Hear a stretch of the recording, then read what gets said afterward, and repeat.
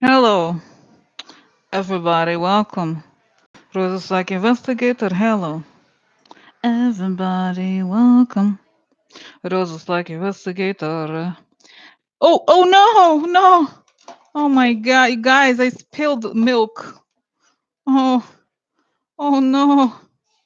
It's like a comedy show, but it's sad. Oh no. Oh no. Oh my God. What am I gonna do? This milk. Oh my God, guys. Do I need to have new cards, huh? Little milk here. Oh no. See, I was drinking tea and I had the milk thing, so not so good, huh? Not so good. Wait. Oh, oh my God. What happened? What happened? Oh no. Oh no. Oh no. 1 second, guys. I need to take a little break here. I spilled something. Oh no. Sorry. Oh, I'll be right back, okay? I need to get something. 1 sec.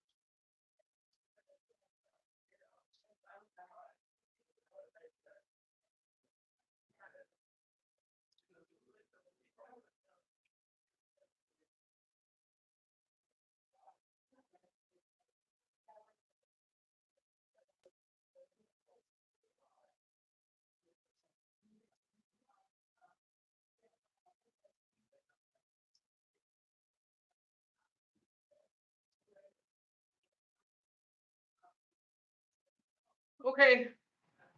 Sorry, guys. I spilled something. Spilled milk. So I have to cook rush to clean it.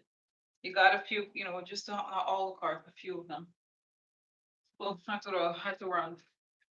Oh.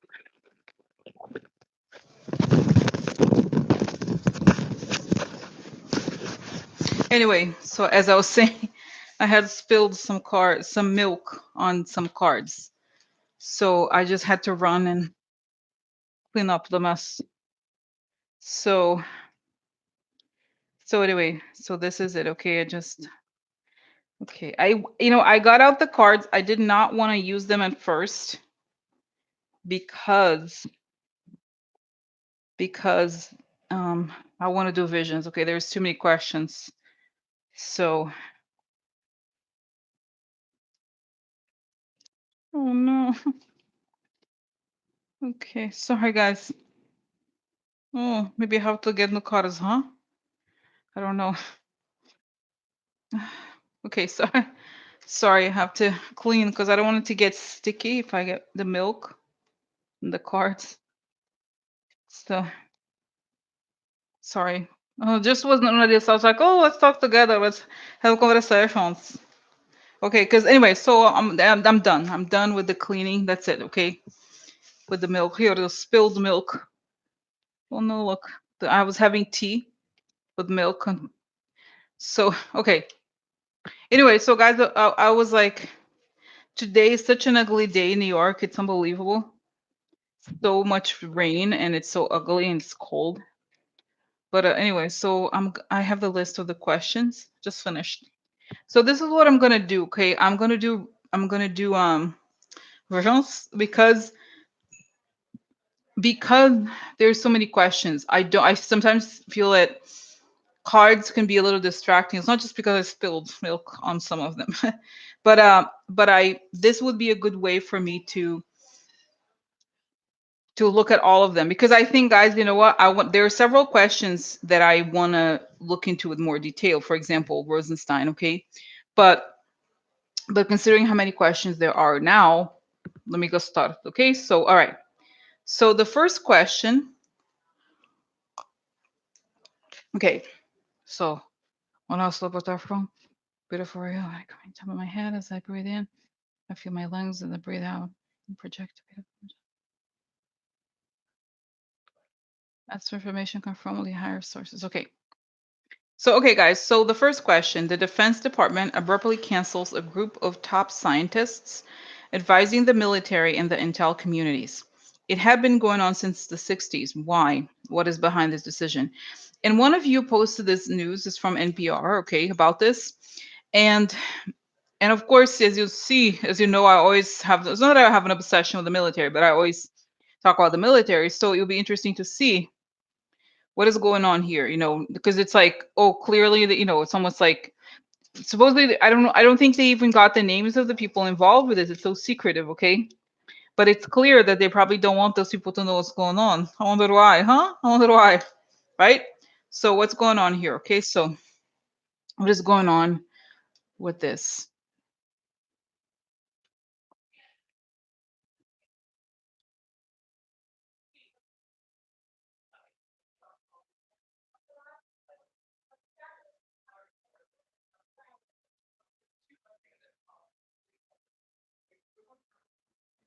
Yeah, I feel like, guys, it's they are making decisions now, the military, and I do think it could be related to Palantir, okay? This company that is owned by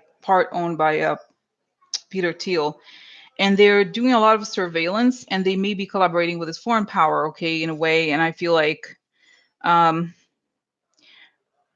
yeah, I just feel like they're going to change something, and they see this room with all these very important scientists, and there is something like, what is it called, kind of a status quo of the top scientists, and there's these beliefs they all share, I mean, science, right?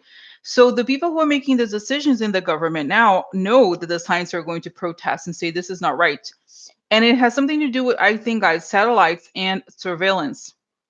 And they know that this is something that the US would probably, under normal circumstances, there would be consensus that the US would lose if this is allowed. Okay, so what is it exactly? They want to have a more authoritarian regime where it's about, the other thing that is it came, guys, is that it's a corporation type kind of ideas, okay, that they're pushing some of this information to the private sector, and that is thought to be so what is it called, a security problem for the government. If all these companies have all this information about the US, then how do we know that it's going to be, that it's going to be safe? So it's, guys, and I okay, so what's going on?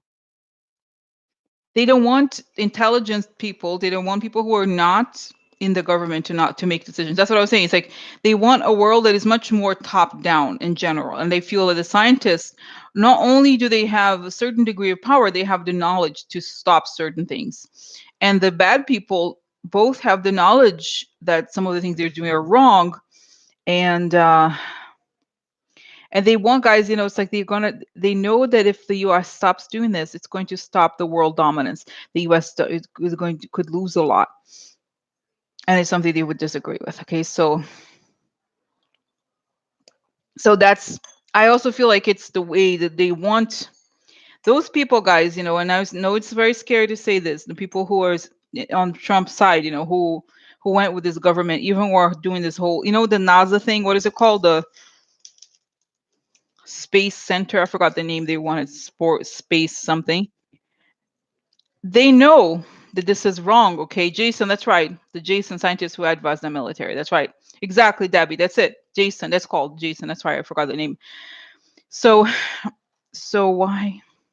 Yeah, they want, there's some things that make that logically they know that it doesn't make sense, the things they want to do. They want greater surveillance. They want to sell some of that data to the private. I don't know if these companies are going to have a lot more power. The guys, can I tell you, the idea is that this is a libertarian thing, okay? They want the companies to have more power than governments. So these scientists would be like, you know what I mean? So it's just a means to keep the power. That's right, power at the hands of fewer people, and to maintain a more authoritarian type of regime. Okay. So what's going to happen to this? What's going to happen they have cut the funding because they want, yeah, they don't want it to continue to happen. They can't cut it directly, right? Because it's a way, it's, guys, it's saying, oh my God, it's saying, oh, it's saying, it's comparing to the what happened in the State Department when what's his name first came around, the guy from Exxon. Okay, so that's what they want to do. They want to cut the amount of people, right? It's like if you have a lot of people involved, then it's not that you have a democratic regime. It's not that. It's that there's discussion, right? And I don't want that. They want people who are just there to do tasks, okay? And they want to keep the power to themselves, okay? So yeah, I do see the hands of Palantir, guys, and to, so for whatever reason, okay, who are these people making the guys? You know, the guy who was from Boeing. Remember the guy from Boeing who was hired? Oh, that's right. It makes perfect sense because he's the, isn't he something?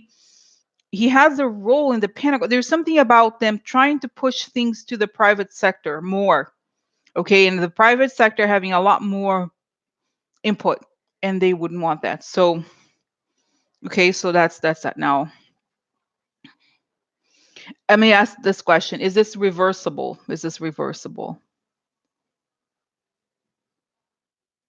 Those people are still going to be around. They know, and I feel like eventually there's going to be a, they'll be notified there's some changes. Meaning, I still think, guys, I could be wrong, you know, obviously.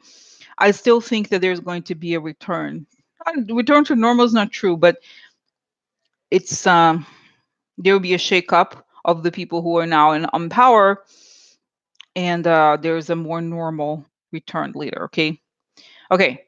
And I was telling you guys, my cards got wet with a little bit of milk, so I I had to run and dry them. So I'm not using them, not because of that necessarily, but I do think I want to go through so many questions that I don't want to use cards for now. Okay, all right. So next, just 1 second, I saw some of them fell here. 1 second, okay. And so the next question, guys, is about Maria Butina. So poor Maria Butina got 18 months, but she's already served almost like a long time. I don't know. So guys, I still, you know what? I still feel like it's not enough. Okay, it's not enough. And then she's like, "Oh, I want to go to Russia," but I don't understand. Does she really want to go to Russia? I mean, I don't. I have honestly, I have a hard time believing that she's going to survive. Okay, I think they want to know what happened. You know, when she gets back there, they're going to want to know everything that happened, and they're going to throw her literally from a window. I remember, guys. I've seen this. I remember her like falling from some building. That's actually I remember it now. A long time ago, I had this vision. Remember, it was one of the readings. So I want to know. And the other thing, guys, that it's even scarier. It's funny because I had seen this news. Like I said, I had made a list yesterday, but I was feeling a little bit sick. I was feeling very, very tired. Okay, and I was like, I don't want to do. I can't do it now. But then this was yesterday, and yesterday there was this news that Barr somehow, or the Justice Department, wanted her to be sent right away to Russia, to not even serve. Like, can you imagine? Can you imagine this? The Barr, he wanted this. So it's pretty obvious who he works for. Yeah. Oh, what happened, huh? Hmm. But but anyway, so why? I mean, it's like why? What? It's almost like I want to ask the question just to confirm, but it's like it's sickening. Can you imagine that Barr is like, oh, is Putin going to be happy with this? Is we going to be okay? Yeah. And I don't know why, guys. You know, in the past, recent past, I did think that Barr was like he may do the right thing. I don't know. I just feel like this to me, you know, there's so many horrible things, but this is like is directly appeasing to Russia. I don't understand. Okay, it would be one thing. It's like, okay, I understand you're supporting Trump. You want Trump to whatever. You could even make the claim that he believes is true. He believes the president should not go to whatever. But to do something that is going to make Russia feel good, I'm sorry. That's like to me, it's really horrible. Like I don't know, it's terrible. So what is it exactly? Why? Okay, so this is what I want to know. Okay, all right. So what's the reason here? What is the reason why?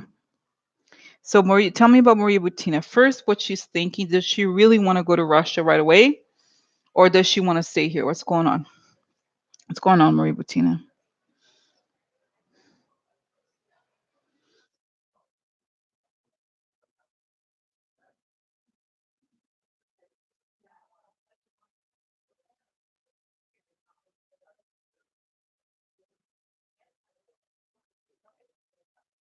So why did Barr got a call, White House? Let her go, let her go. We don't want trouble. We don't want, that's right. We don't want, okay, so who else? Who's this guy?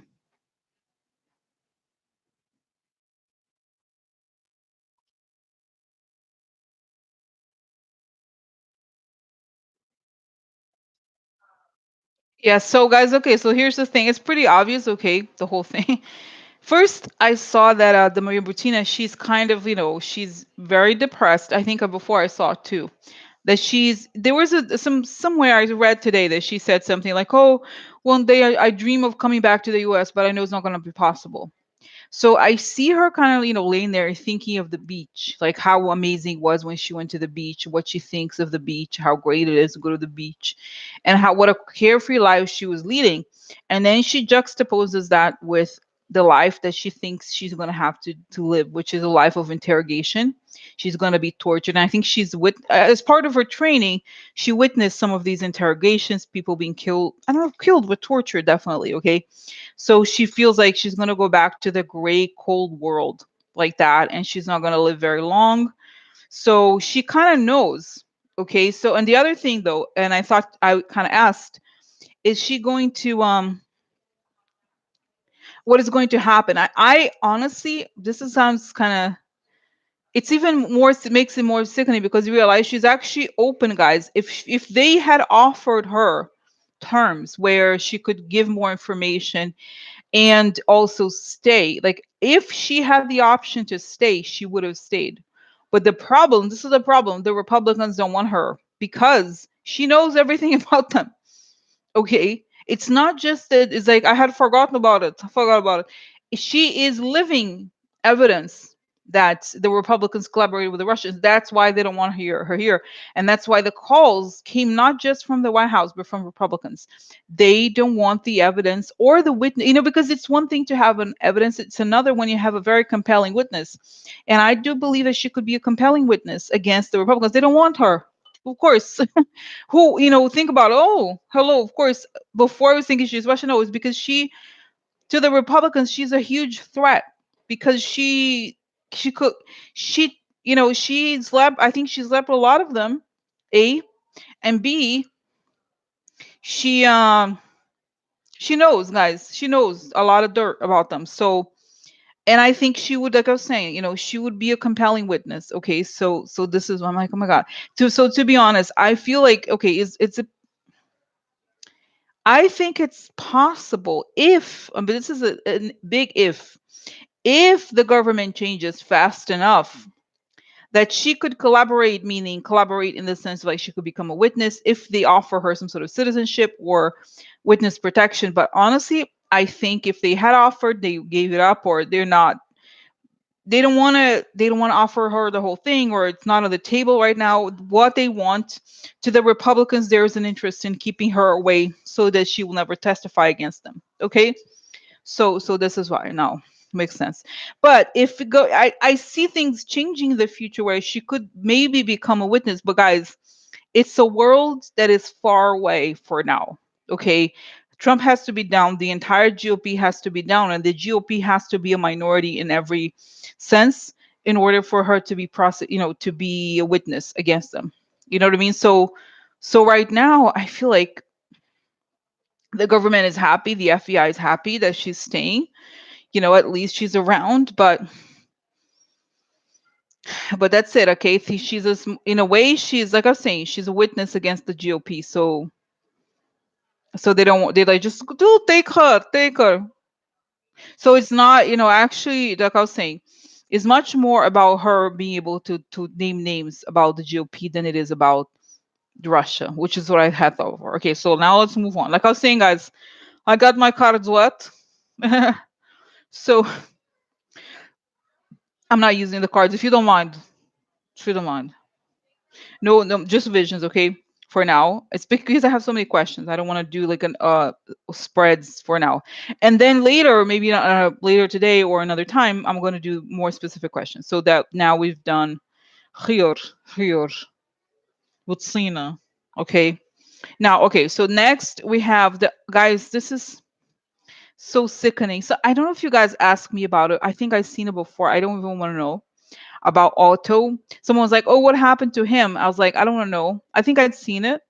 It's not something I want to see him being tortured. You know what I mean? Like, God bless his soul.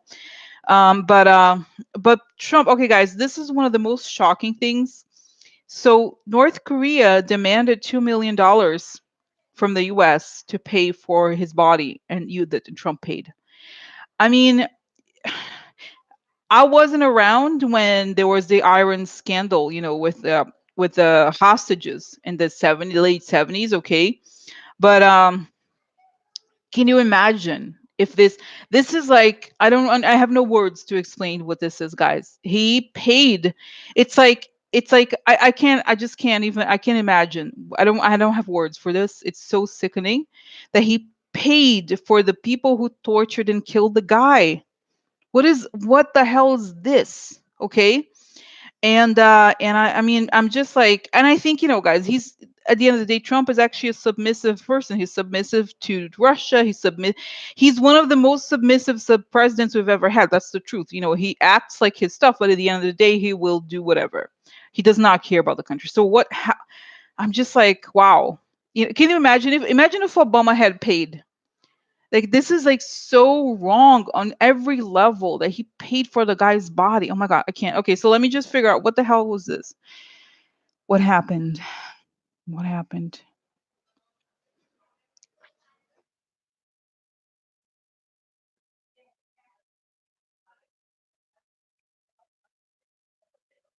So, okay, so what I'm seeing here, guys, is that, and I think I've seen this before, that Putin was behind the whole idea of elevating North Korea to something bigger than it is, okay? So, so Putin will be like, oh, we should reach out to the North Korea and be friends, because he's a tough guy. He's a tough guy. You want to be like him, right? So, and guys, I said this before. Trump is jealous of Kim Jong Un, okay? Because Kim Jong Un he could do whatever he wants, okay? And he can kill people that don't agree with him, and that's really what he wishes he could be like him. So then Putin goes and says, "Oh, go, you should elevate North, make it an issue, change the subject to North Korea."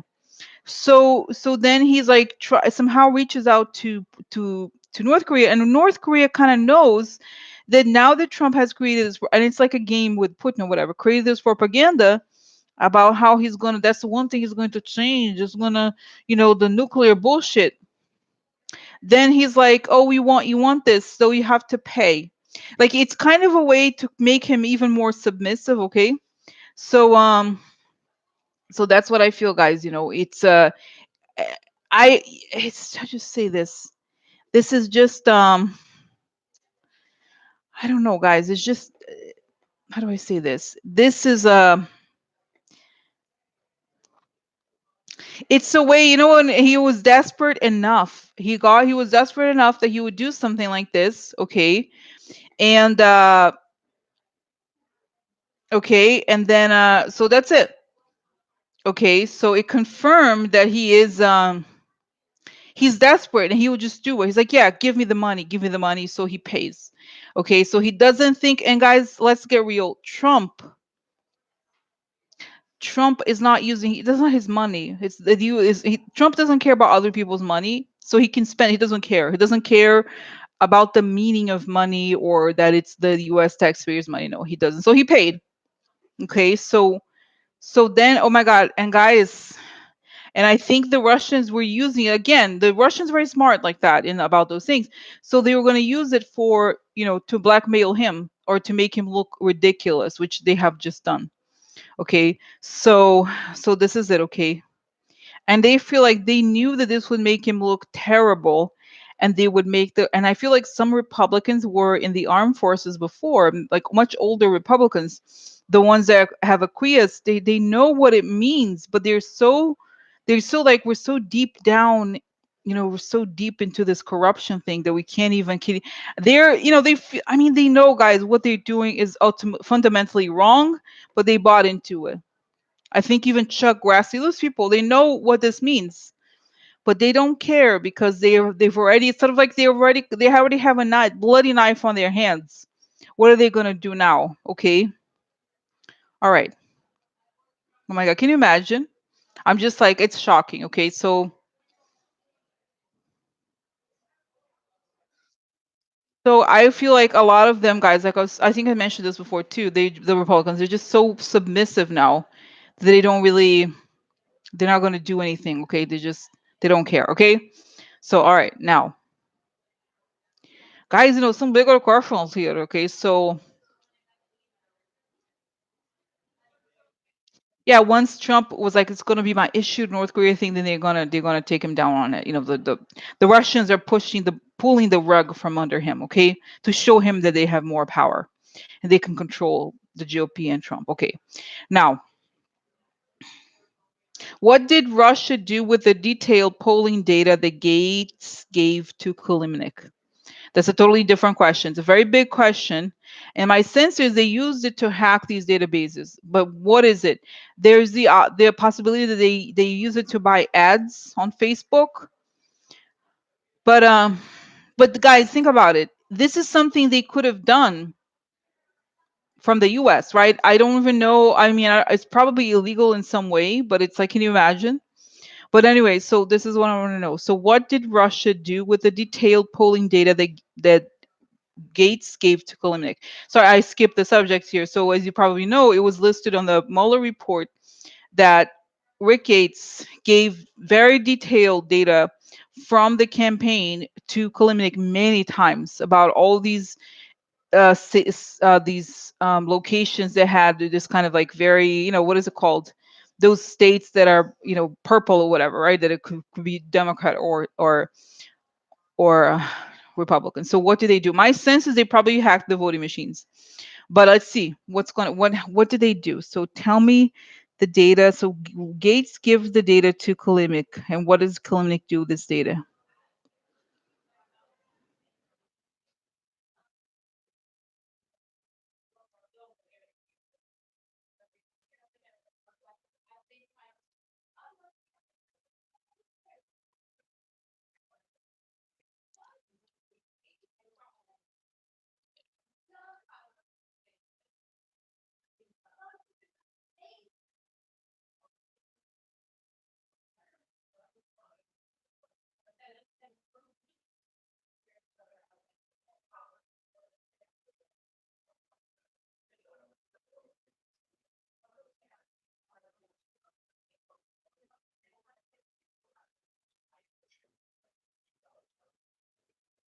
Okay, so about the Gates thing. Okay, so it showed that he gave the data to Kalimnik, and right away Kalimnik passed on to others. And what he did here, okay, was first there's two things. So they would give the data. Let's say, for example, okay, that it was like 42% Trump versus 43.1% um, Hillary. So what they would do is that they did several things. One was going into the databases that they had access to, some of these databases. Given, and I'm saying, guys, I think it's Michigan. The guy Scott, what's his name? Wisconsin, with Scott something. They had the names. I think they had names of people, and also polling data from the Democrats. I feel like they also may have stolen polling data from the Democrats. Not just polling data, I'm sorry, names of the databases. So they changed Scott Walker. That's why I think this is the thing, guys. I think several things they've done. They changed a significant number of voting registrations so that when these people would go to vote, they would not be able to. Okay, so they would not be listed, or there would be a problem that, not a huge number but a significant number on districts that were more Democrats, so they would cut down the votes of the part one. Part two is that they were able to access some of those voting machines, not all of them, but some of them, so that in a way it would kind of balance out. Okay, I do think some of the machines end up breaking. I don't know if it's true. Maybe we should look up. I should look up the news for those days. But I feel like there was a big number of machines that were broken, voting machines. But some of them, because I think as they tried to change the date, it's like an algorithm, malware algorithm. I think something like that. Some of them broke the machines, and others They tried different, the guys, they were so scientific about it. They tried so many different things. They tested this a long time. They tested the things they could do. So one of the things worked, which was that they changed the voting number, a small voting number, okay? But it's like I don't know how to explain it. It's a relatively small number. So I think they changed the votes as well. Okay. So this is it. They were trying to, there was this signal. They're like, yeah, they were showing the images that were negative on those area, on those neighborhoods or whatever sections. And they sectioned by voting area. I forgot what you call district. That's right. So like I said, they also destroyed some voting records, and they lowered some voting numbers so that it would be proportionate to what they were seeing related to the polling data. Does it make sense? So, for example, if they said that there was a 2% difference of votes from Hillary to Trump, what they would do is they would cut down 2% of the voting registrations. They would change the votes, and they would also increase the number of like hate messaging on Facebook. But it's like it was a very, you guys, it was very very professional is how I would say it. Okay, it's not just one person. And guys, this reminded me of one of the first visions I had of this, was that there were hackers all over the world doing these different things. But that's what I was saying. There's a big command. Okay, they would say X amount, and the Russians are very famously, especially the Russian mob, actually famously very good at math. So they know how to do, a lot of programming, especially related to these things, will be really connected to math. So they tested many things. It was a very, very high level operation. Okay. So they weren't, and remember how this thing, they weren't sure if this was going to win because it had to happen um, while the election was going on. But they tested, like I said, this is a laboratory thing. They did it. They're professional. They're very good at it, and they did it. So it worked. Okay. So this is it. This is what it was. Why? Okay. Why would Gates give the data for them in different times? They needed to get this, guys. And I feel like, honestly, and I've seen this before in a different way. Okay. So they would say let's say a certain district that was very very, what is it called? It was a strong fight between Hillary and Trump.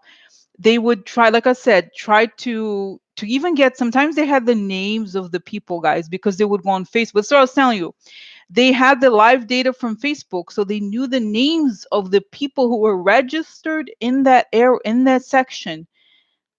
And then they would crisscross the names, okay, from Facebook, so they would know who was going to vote for who. So guys, they even have the names of people. This is like really, really scary, but that's what it was. Okay, so they had such clarity, and they were so good at it that they did this. Okay, so, and they were saying people didn't suspect because it wasn't just one thing, it was several things, and it was done over time. Okay, so they would check, let's say my name is Mary Smith. I mean, that's probably a relatively common name, but they would go, well, okay, well, here's Mary Smith on that location, that county. We would go find her listing on the voter database, and we would change something about it to say, to change the name to change the middle name, or to do something where, you know what I mean? So that we would increase the chances that this person's vote was not going to count. So now, is there evidence? Now, the other part of the question is there evidence of this? Do they have evidence of this? Let's see here. I think I added here on the question. Do they have evidence of this? They have evidence of the Russians intruding specific sections. Yes, they can crisscross, but they can't tell everything. Because, guys, can I tell you, this is so sad that because the GOP is powerful, and because they're they spend so much money on doing this, and also on protecting. Did you see what happened in Florida, right? They don't want any investigation to happen, so they never really let the level of investigation has to happen is very in depth, because they have to check all the voting data. They have to check for the people whose names were changed, who couldn't vote. So it has to be a very in-depth thing in the specific areas. So the people in the specific areas don't let this happen. So they sabotage the whole thing. So until, okay, no, it's going to be later on, after the Republicans leave, then they're going to have a very serious. And I think I may have said something like this before. There's going to be another law enforcement agency is going to be about cyber theft and voting or something. They're going to be specialized in all of it. And because the guys, like I was saying, the amount of the level and technicality of these investigations is serious. So so so it's complicated. Okay, it's not so easy. It's not so easy. And I see this guy, that guy, what's his name?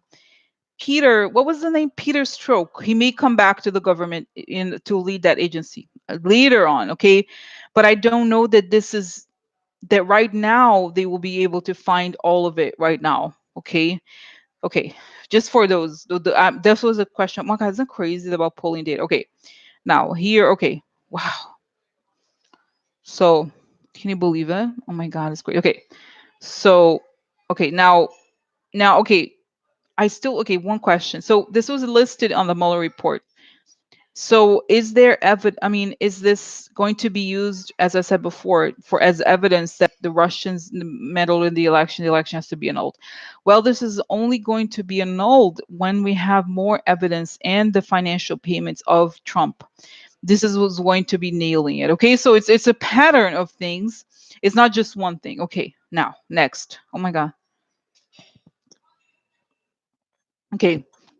Okay. Rachel Maddow touched on the issue of the message of Michael Cohen received regarding the PP tape.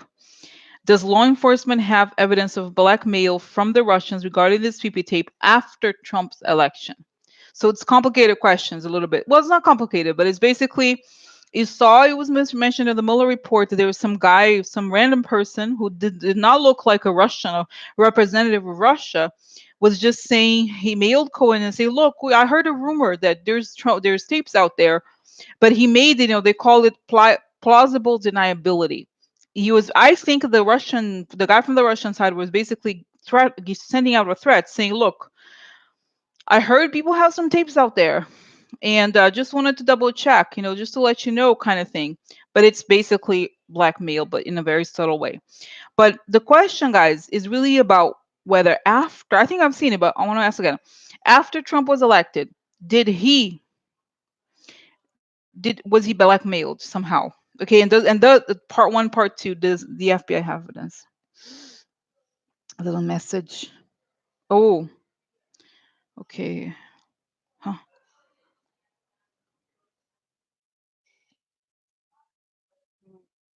Yeah, I think so. I think so because I saw this is the things I saw. Remember the video? Remember the video of the guy, what's his name? That guy who's the singer. The I forgot. He was at the Trump Tower meeting. He's also a singer who made a video about kind of mocked Trump and Zuckerberg and all these people. So he was part of it. Several people would send little messages through others, and I see that Don Jr. received one of these messages later on, and I think the FBI may have this information. I think another person, the guy who does Trump's social media, Dan Scavino, received it. I think also, so that's kind of why he was um he was reminded, guys, okay? And I think this was never necessarily, and this goes back to something I said before, which is about the levels of the blackmail. First, the Russians are they flatter you, they give you money, they give you things you want, and then they start threatening. So they change it almost like they have their two-faced. They're like, oh, but they were our friends. They give us so many things, and then they start demanding things in return. So that's like things changed. And but Trump, he's like in love with wanting to be accepted by Putin and all those things. But that's what it shows. Yes, but it's saying though that all of it is done in a way that is very subtle. But it's saying just though, but he's not as subtle when he goes on Twitter and yells at people and threatens others. Remember he was threatening the guy. He actually did something against him, the guy who was the New York Attorney General.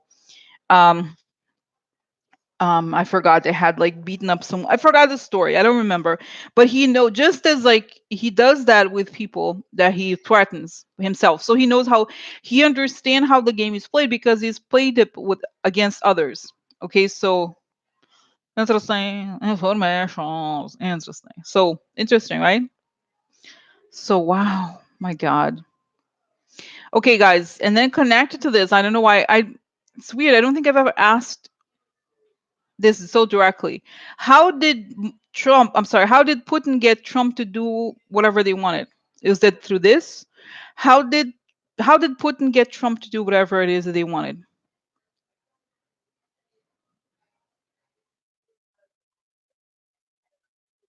Present. I see the presents, the giving them presents, flattering him, making him addicted to the flattery, the attention.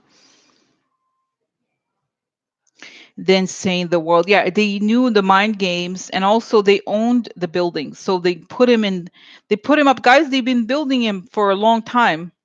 For a long time, there's all these Russians who own the places. So he owes the Russians everything. I mean, this is actually true, guys, in terms of as a business person anyway. So what happens is things changed dramatically once he became president because he's somebody they could control. He wasn't aware of the power the Russians had over him. And since he has no more, he's perfect for them.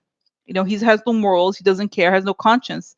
Okay, so very serious. So okay, will this be exposed after, maybe after he dies? Who knows? When are we going to know the ways of the Russians? Are we ever going to know the ways that the Russians pushed Trump, the ways that he was blackmailed?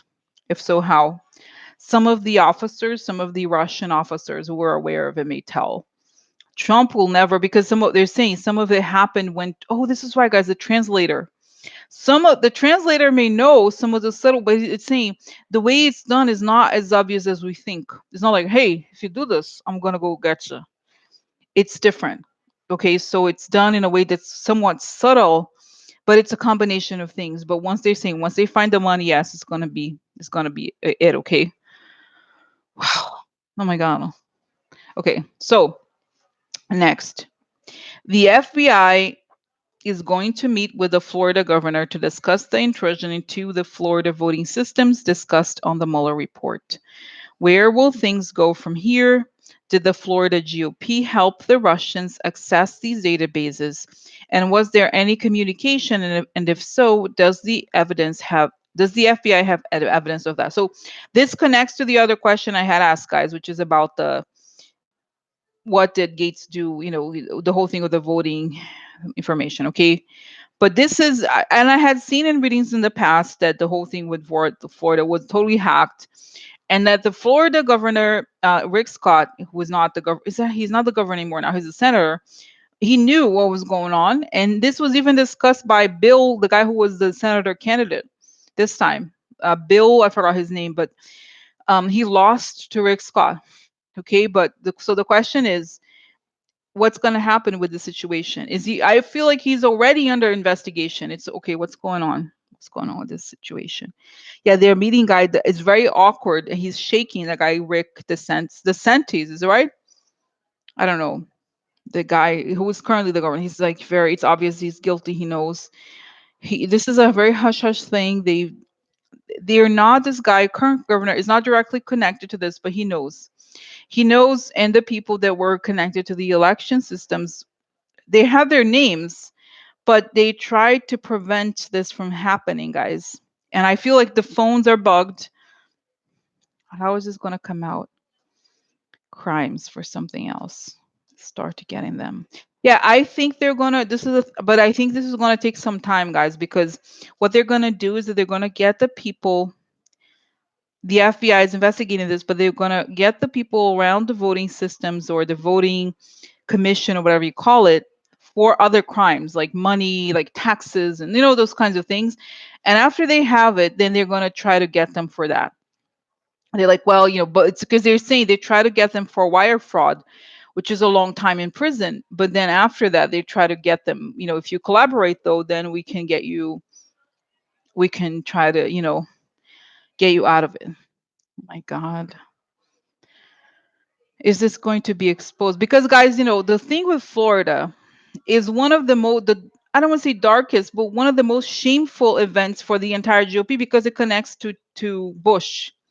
Okay, so I think it's one of the oldest secrets by the GOP. Okay, the whole thing with Florida. So this is like, okay, so what's going to happen with this situation with the voting? What happened? What is the evidence they have of that? Yeah, they had this information. They needed Americans in order to know exactly. They needed to have the information, guys, and they had. It's saying here they received messages, and we caught messages. They have very detailed information about the Americans who gave this information to them. Okay, so they have this. So they let.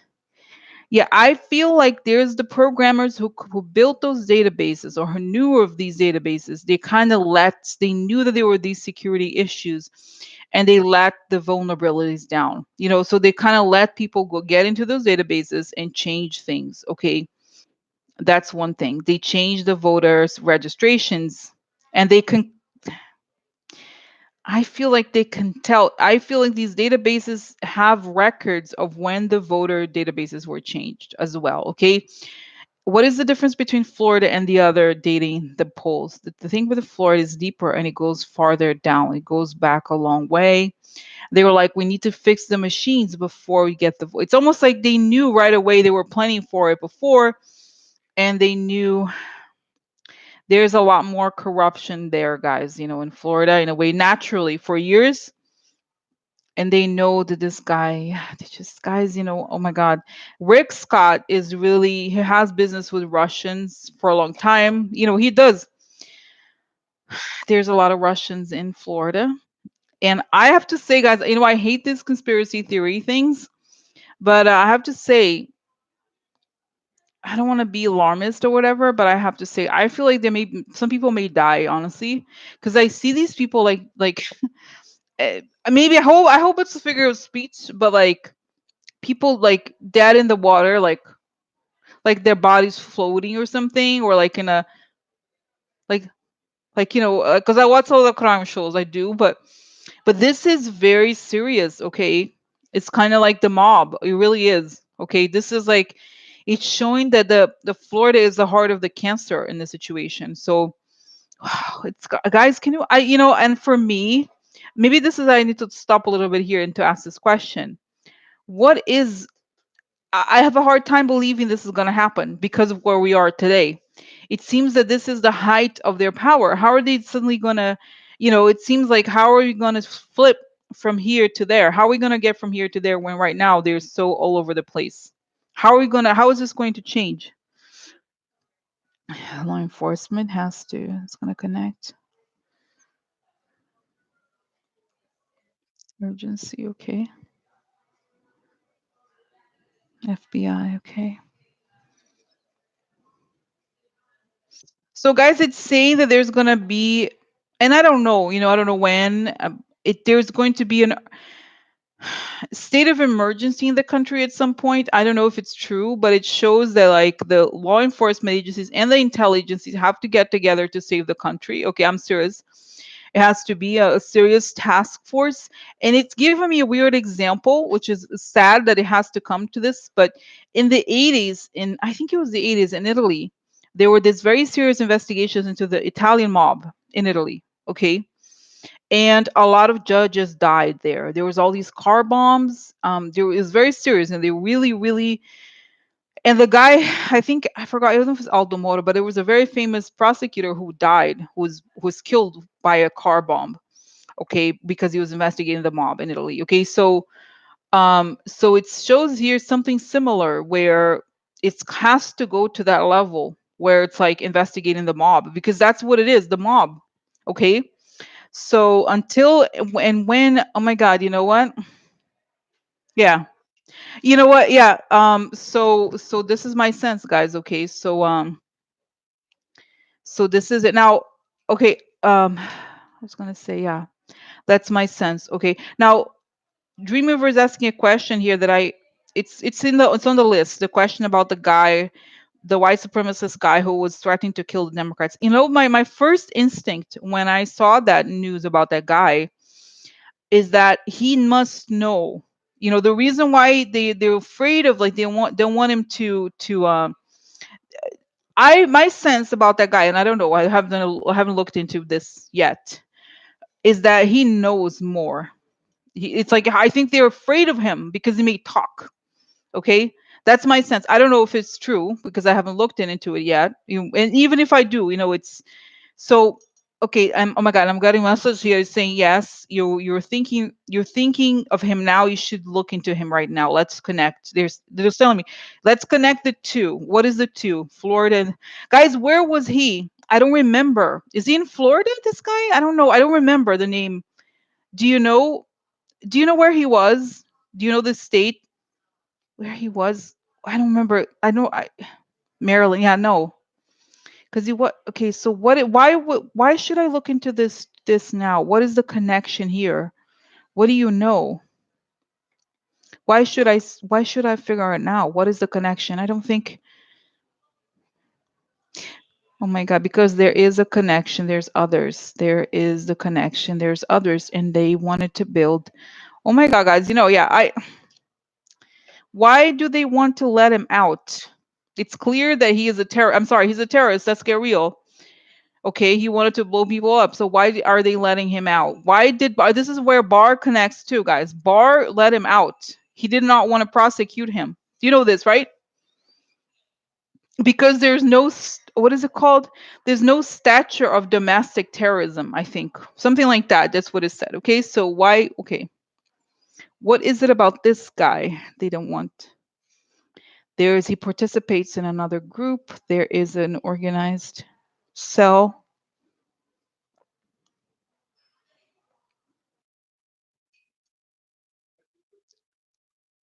Guys, you have to be okay. Can I just this is and it's almost like it seems obvious if you think about it. If you stop and think about it, it's obvious.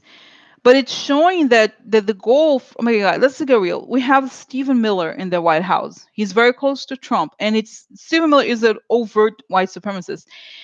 And they're saying that their dream is to be like Nazi Germany, where they had the Gestapo, right, which is the police, the secret police or whatever, that would arrest anybody who was right. They would go after anybody who was against them. So they kind of want to build up this armed kind of militia to support Trump's, to threaten people, and that's kind of like they wanted it. Okay, so it's not just about this white like okay we are looking at it from them just like okay I'm not gonna even I'm just gonna start saying it's okay. So your guys are making a mistake of looking at it from the perspective of the white supremacists. It's not necessarily about the issue of the white supremacists. It's about having these parallel armies. It's about having an army of deranged people who are willing to threaten others on behalf of Trump, who are willing to create such an atmosphere of fear that people will be indeed afraid. People will be indeed afraid to speak up, and this is why they didn't want to do this. This guy had actually a relatively high level on this organization. He was also inserted into the Coast Guard. And this is a problem because they have more people they are inserted and maybe connected to this guy that are connected to this group. So they're saying they don't want this to come out. And it's saying it's not the ideology alone is not relevant. What is relevant isn't is that they want people who are crazy enough who do these kinds of things. They guys, this is where they are. Because think about Stephen Miller. That's who he is. Yeah, they want people who are crazy enough that they would do these things. That's part of their goal, to make people afraid, to make people understand that there's others that you never know where they are. You don't know where they're from. They could commit these crazy acts to protect Trump. That's like the dream of Stephen Miller. And then Stephen Miller and this guy Dan Scovino, they have these connections in these chat rooms. There's like these weird chat rooms or whatever where they give orders or whatever it is. Guys, I know it sounds crazy. I don't want to scare you, but that's what it's saying. So what will end up happening? And why didn't Barr know it? Barr knows, but Barr does what Trump wants. Barr wants the world to be like the Republican. This is what you have to understand about the Republicans. The Republicans know they have lost everything. The Republicans know that there is no way in hell that they are going to win if there are fair elections, if there are transparent elections. All they do right now is to try to either maintain the corruption or and uh, enact a serious cover up, because they know it's very close to them. They're very close to being exposed and therefore erased. Okay, so they're trying, guys. For them, this is a very important issue. It's an important issue that they don't want people to go. It's not so much about Trump. It's about the secrets of all these years of GOP breaches. Okay, so guys, so I kind of like, these readings when I close my eyes. It's actually a good idea when I just start talking, because it's like now I have to kind of catch up with what I just said. It's like, you know, Does it make sense? Actually, you know what? Maybe I this is the kind of moment where I maybe should not I should not use my analysis so much. I should just be like a medium, quote unquote, right? Because it's kind of intense. Okay. How many questions? Okay. So going forward, since this came up, are these people, are we going to find out this network of people? What's going to happen to this guy in particular? What's going to happen next? This guy is a smart, he's crazy, but he's also a smart person. He knows that he has a lot of information about a lot of things. And then if he's kept in prison, he does not want to be in prison. He has told his lawyers, and the lawyers have communicated to others that he knows a lot and he's willing to talk if the circumstances are right. And this is why they don't want, because they say, as you know, you watch a lot of these shows that the once people are in prison, they're willing to negotiate, they're willing to say whatever they know in order to get themselves out of prison. So this is what the Republicans don't want. Those people in the shady, like Stephen Miller. I think Stephen Miller is behind trying to free this guy. And so they don't want to make a big, don't make a big deal about it. They're just trying to frame it like, oh, don't make the social justice warriors win. But the reality is that there's more to it, that this guy knows more. But what's going to happen to him? What's going to be the ultimate outcome for him?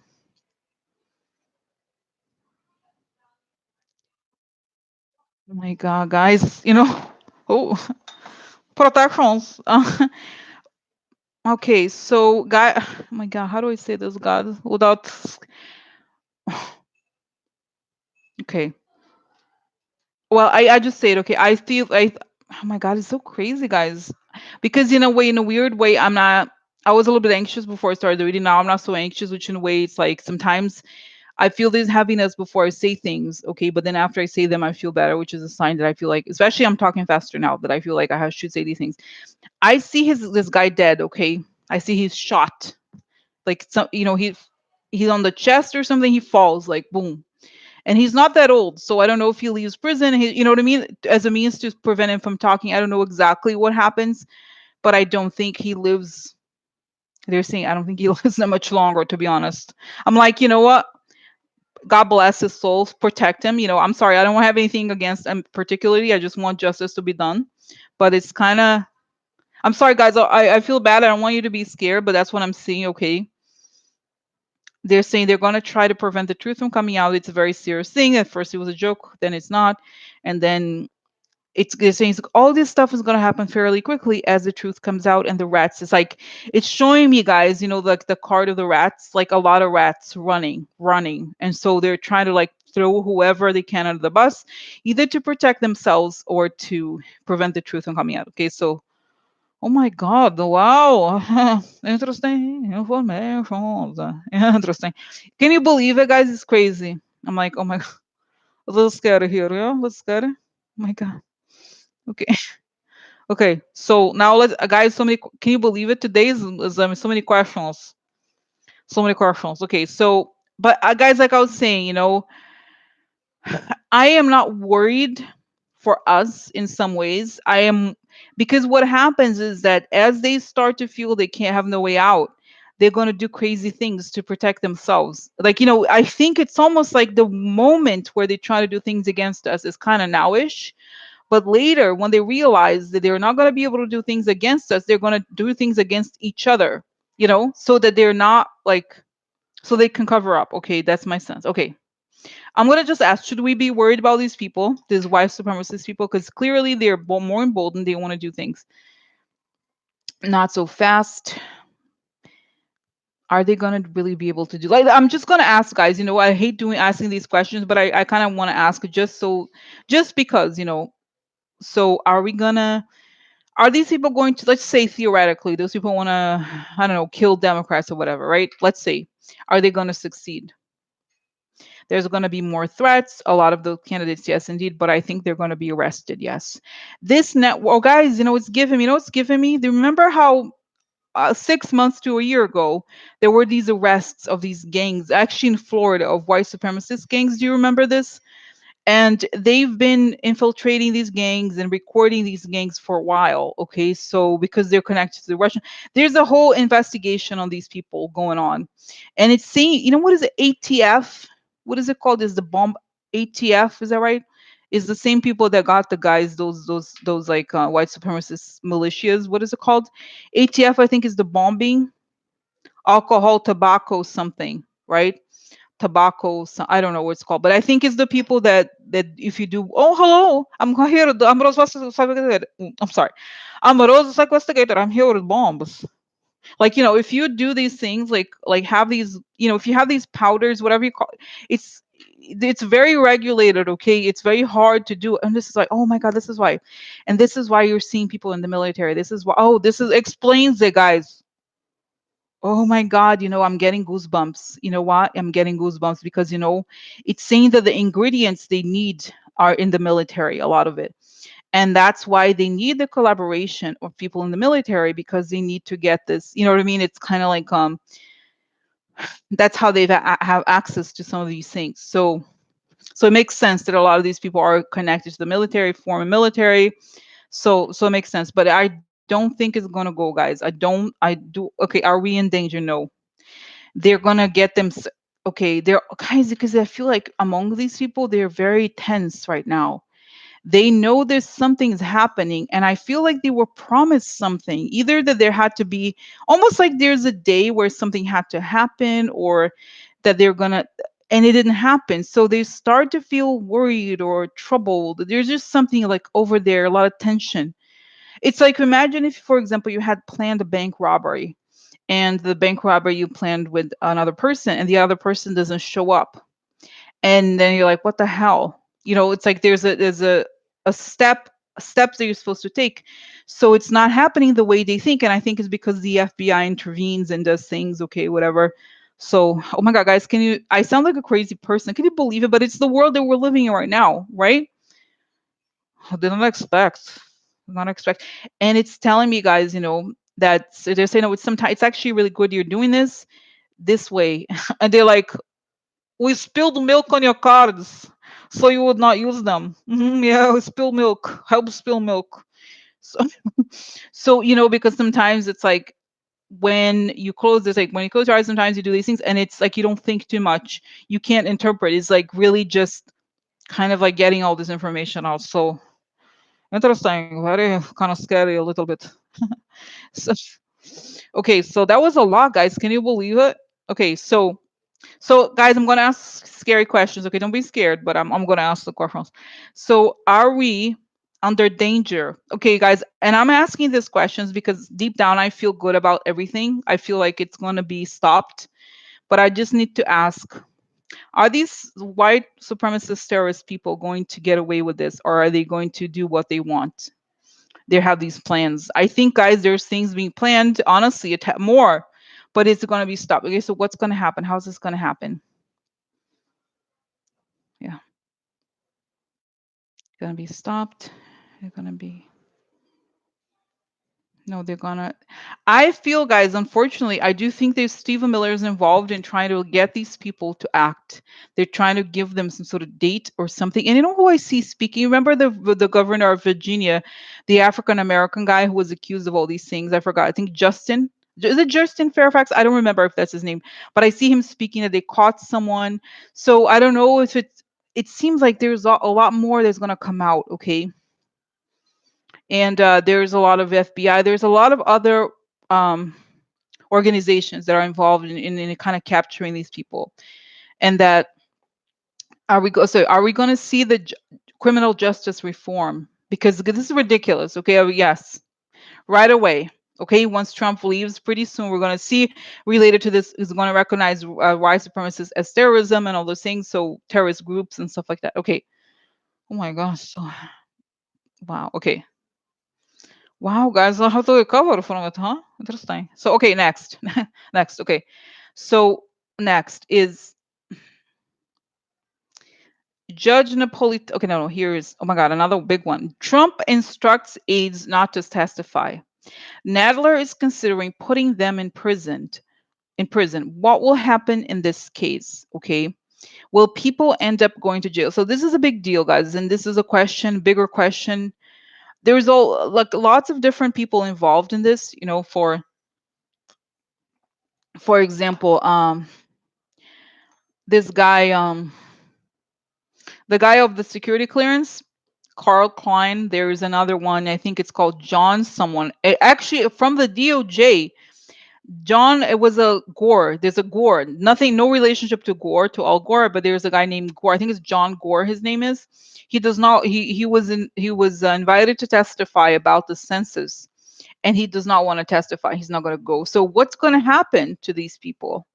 Okay, because not Nadler and others were saying they could go to jail. What's going to? How is this going to be resolved? Okay.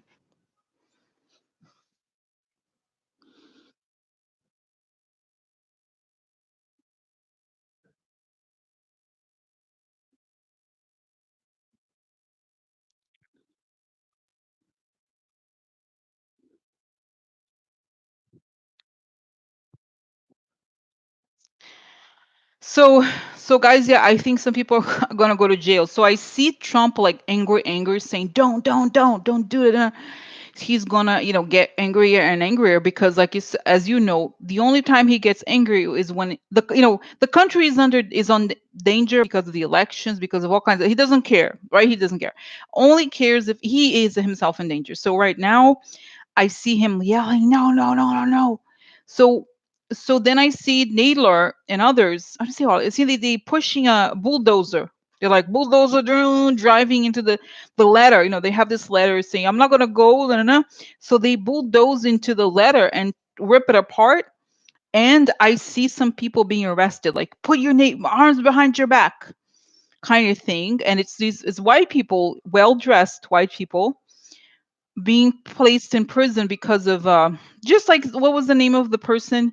Chelsea Manning, that's right, went to prison because did not want to testify against um Julian Assange. Okay, but it's actually, and if you think about it, I actually prefer, in this case, I prefer Chelsea Manning to the people in the actual government. They work for, supposedly they work for us. They don't want to tell the truth. That's wrong. That's much worse than Manning right now, to be honest. Even though I think her case is like, isn't a almost like a, not a bigger case, but it's very important as well. But I feel like there is something here, guys. I see that one, and I feel like one person's going to go to jail, and that's when things are going to change, when they realize. And they just see, oh my god, so many things. It's crazy. Okay, so I see this one person, or maybe two, or the threat of another one almost going to prison, and then they're going to be like, oh yeah, I want to go. Yes, I'm happy to testify. Thank you. Yeah, hi. When they realize that, again, that Trump does not help them. Oh my god, guys, I hope, please, are you okay with me talking like this? I kind of like just talking, don't stop. It's just informations. I have informations. I hope you don't mind, okay? I don't know if you prefer cards, but like I said, I spilled milk. Yeah, it's okay. So, okay, so guys, another thing that came up as I was saying is about the arrest. Did you see yesterday the woman? There was a bridge. I was actually reading up the details about the Bridgegate scandal of Chris Christie. Did you see this? The thing that Chris Christie in New Jersey, he was the governor of New Jersey. He closed these bridges in New Jersey so he could hurt the Democrat mayor of a town in New Jersey. And so it was a big trouble. So the woman, and I feel like, so Chris Christie, of course, he had experience as a prosecutor, so he knew how to cover his tracks, right? I don't think there was anything ever in writing. So he followed, this woman, she followed whatever, she did whatever they wanted. So they closed, that's right, they closed the thing. And when I saw that, I was like, these Republican people, they're gonna do some, it's like there's gonna be more people arrested, you know? Like, I'm sorry, hello, were you gonna do this for Trump? He doesn't care. This, like, this woman, and I don't want to say I feel bad. I almost feel bad for her, to be honest, because nobody went down. And did you see there was, it's a very long story. I don't necessarily tell you every detail, but there was this guy who pretended to be, who said that he was going wanted to be her lawyer, just so he talked to her, just so he could find out all the information. And then he goes around and says, "No, I'm sorry, I can't be your lawyer. Sorry, bye." And then she got thrown under the bus. And it's like, and these people have to get real, because nobody's, where is this guy? Where is this guy, Chris Christie? He's gone. Nobody cares about this woman. They scapegoated her, and obviously she's a chief of staff of the guy. Can you imagine? So anyway, so I feel like disconnected. Okay, so Are these Republicans going to start realizing that following the orders blindly for Trump is going to get them into trouble? Yes, at first they feel very emboldened. At first they feel like Trump speaks for on their behalf. At first they think that Trump allows them to get away with things they could not get away with. Trump allows them to get raises. Trump gives them actually very good jobs that pay really well in the government. And that's first, they're very, very happy they do this to comply. But once the pressure gets greater and they realize when they asked for help, they thought that the payment was you give loyalty, you give back protection, the mob thing, there's no protection. So you know what I mean? So that's what they're saying. They're saying no, they say yeah, there's no protection. And that's when they start really talking because it's the same thing. It's like the same thing with this guy, Chris Klein. He's not rich. No, I'm sorry, the Klein, something Klein. Is it I don't know if it's Chris, but something Klein. Carl Klein, that's right. He's saying the same guy, just Carl Klein, he's not rich. He realizes that the White House can't protect him from all the other things, and he's not going to get money. He's not going to get a job because he can't be hired because there's all these different things. And then he realizes that there's no point in doing this. I have to protect my family. And if I become the fall guy for Trump, I'm done. Nobody's going to help me out. Okay, so eventually those people start learning that way. Okay, that's how the Lord, because the higher people, guys, Hope Hickses of the world. I mean, I think she talked to more, but those people have money. They came from money, most of them. Like Hope Hicks came from money, by the way. So they know they have lawyers or they have people telling them that they are protected, but the lower people don't. So that's kind of like it breaks that way. Okay, so how? Okay, when are we going to start see people getting arrested? No, a week and a half. Wow, it sounds kind of soon, but they're not gonna joke around. They're not gonna talk. They're saying they're not gonna talk about it like Trump. They're not gonna engage with this conversation like Trump. They're just gonna, hello, you're not going to coming here for your astro, like they did with Chelsea Manning. Okay, so quickly, like it's gonna be one person, and then the next person is gonna be arrested. That stops. They're so, oh yeah, so can go. Hello, whenever one do you want to have me over there? I have conversation. You know. So it starts. Okay. So oh my god. Okay. Oh my god. Guys, crazy, huh? Okay. So now there's more questions here. Okay. So, but guys, I want to say at first I was a little bit stressed, all these questions like oh my god, but now I feel very energized, and I'm telling you I feel energized because I know I'm supposed to be doing this now. I'm supposed to be saying these things and supposed to be saying fast. Okay, so next question is, okay, Judge Napolitano of Fox News wrote an op-ed on Fox News against Trump, saying he had committed obstruction of justice. Does this mean anything regarding Fox support of Trump? And by the way, if you've just joined, if you're following, I am really, guys, literally just following the order of the questions I put on there, okay? And I did with the latest update. So that's where I am. So that means I don't know if you can go back and watch the other things. When I'm done with this, I'm gonna go back and try to put the timestamps, but so it's easier to navigate later. But anyway, so let me get started with this again. Okay, so Judge Napolitano, okay, Fox News wrote, because this is significant thing about this guy is about the Napolitano thing is that he posted this op-ed on Fox News. It wasn't as though he went to the Washington Post. It's not as though he wrote on Fox News. So in other words, he probably had the blessing of his supervisors, right? He does not have the power. Fox is not a kind of network where you could just have an opinion.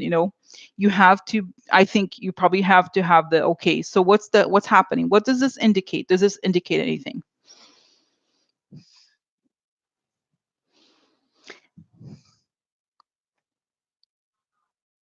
Yeah. Okay, so guys, there are several things here. Okay, it tells me three things. There is this article in the New Yorker. I don't know if you've read. It's a New Yorker or Vanity Fair. I don't remember. A very recent article about the troubles at Fox News. The recent one about how um they're very worried, okay, and the advertisers are not, they don't want certain things. So it's saying there's the one thing is the advertisers, there's the other things, they're showing Bernie and Buttigieg. So what they want is they want to kind of court the The Democrats, oh, that's right, because remember, guys, how the Democrats were saying we're not going to have the primaries on Fox News. That's right. And they got very worried because it's like, oh, we're going to lose more money. We're going to lose more money. So they try to invite the Democrats that were sympathetic to conservatives or that were against the Democrat Party. Like let's just say, I think Buttigieg a little bit has, he those people who were dying to connect with the Fox audience. Okay, so they try to expand. That's why they're trying to expand their level, the kind of like, the depth of stuff they have. It's not just one line. They want to have more things because they feel, and they had the legal counsel look at the Mueller report, and they told them, look, he can't escape it. You can pray, you could buy people, you could try to buy justice, but if you look at this report, the guy's guilty as hell. And the only reason why he didn't go to jail is because he's president. So get real. It also showed that this guy Napolitano was actually angry that indeed he's anti-Democrats or whatever, but he knows the guy is guilty, so he had to say something. But at the same time, it connects with Fox wanting to appear to not be as what is it called, partisan, okay? Because they know that they're losing money. They know that it's also showing that the data that the younger voters and that the advertisers mostly want younger voters. The younger voters don't like Republicans at all. And they're seeing a lot of these conservative news places. They know that they know that the polls are fake. They know that the reality is that the country really doesn't like Trump. So they have to start to kind of insert even it's not plausible deniability. It's something that tells them that, look, we are not, we have opinions, or we are different. We're differentiated. We're not just conservative. Okay, because they know there's like, let's continue to attack the Democrats, but let's also continue to start to attack Trump as well, because it will be very awkward if he goes down, and here we are protecting him. We're going to go down 100% if he does. So it's a matter of, it's like, it's just saying, guys, for them, it's survival. They don't care. They really don't care. We know that they don't care, but that's what I'm saying. Oh my God, is that crazy? Okay, so just having a quick drink here. So, okay, now next question. And this is one of the questions, guys, coming about Rosenstein. Okay, as you know, and I was thinking, I was like, remember how I had songs about Rosenstein? I was always like, Rosenstein's never gonna be fired, and indeed he wasn't. But who knows? Look, he looks like he's right, and he looked like he was crying the whole thing with Barr, and I had seen something that suggested could collaborate and kind of read out the other people. Okay, but now I want to do here this straight system here that I'm doing, which is um okay, let's find out. What did I write here? What the hell's going on with Rosenstein? Yesterday, he was blaming the Obama administration regarding Russian interference. Whose side is he on? Right now, it's obvious he's pro-Trump, right? He's not. I mean, and guys, think about it. This gravity of the situation, he could very well come out and say, can you imagine? He's like, I'm going to go, like I said, 60 minutes, whoever, I'm going to tell the truth about what's going on, right? Why can't he do that? What is so hard about being a good, doing the right thing? But let's figure out what's going on with Rosenstein. Rosenstein, what's going on? What do you stand? I've always all about self-preservation. I believe it's possible to be a principled conservative. I am a principled conservative. George Conway is a principled conservative. It's possible to try to benefit the conservatives because that's who I am. I have always been with Ken Starr. I have always been anti-Clinton. I hate Clinton. As you know, if you look at me, I have worked with Jeff Sessions. I am not as nice as you think. I'm not this person who's going to be down with the Democrats. That's not quite who I am. I just want to make sure that this is run properly. I want to make sure that we have a real Justice Department. And right now, I don't want to be blamed for these things that happened. I don't want to be blamed for the things that happened about the Mueller investigation. It's not my fault. It's no one's fault. It's actually saying, guys, it's saying that he feels that he's been blamed by the conservatives, actually, and by the Democrats for allowing the obstruction of justice to happen from Trump's side. But the reality, I feel like he's in trouble. Oh, this is right. He is in trouble. I feel like, I don't know if it's true, guys, but it's saying that there's an investigation into Rosenstein already for the Comey firing, or that I do think, I don't know who's going to do this or how, but it's showing that Rosenstein is involved in the Comey firing. Not to say, guys, as you know, I never thought that Comey was like this angel that everybody was like, he was He did not have to do the thing he did with Hillary Clinton, okay? But it's showing that he's somehow involved in this thing, and he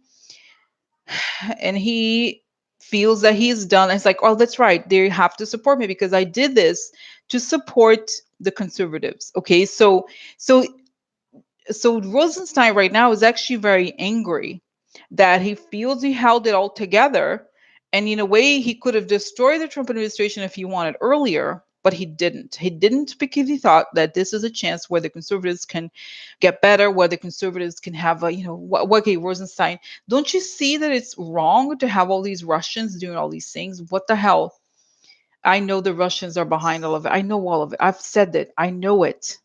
But why can't you go out? Okay, Rosenstein, why can't you go out and just tell the truth? Why can't you go out and say what you know? Why can't you? Isn't that more important than whatever? Who cares about how the conservatives see you? Why can't you, like, I don't understand. Why can't you just be a patriot? Okay. I can't. Well, I've been a patriot. What are you talking about? I care. I've done things. I've supported this country. I've kept the Justice Department going when we had a quasi criminal working in the as a president. But the thing is, yes, we needed. The reality is that Trump made a lot of things happen. Look at all these justices. Look at how the guys, so sad. He's celebrating. He's celebrating Tom again. He's celebrating how many conservative justices they have, and he feels that now Trump was messy, but he created a future where we can exist here. So I've been from the very beginning. I've been an anti-Clinton person. I've been an anti-progressive. I think this country needs rules because it's showing, like, those people who are conservative. A lot of them have this like weird behavior where they're very followy kind of people, and that's what they feed. He likes some of it. Okay, so yeah, I think, guys, honestly, my sense about him now is that he wanted a. Yeah, that's right. He was sitting behind camera. That's right. We know, guys, what I'm getting here about him is like, I wanted this country to have a conservative Department of Justice. That's what I wanted, and that's what I'm getting. I'm the person who's responsible for making sure this damn thing runs. If it wasn't for me, it would not be running the way it's running. Look around. Look around.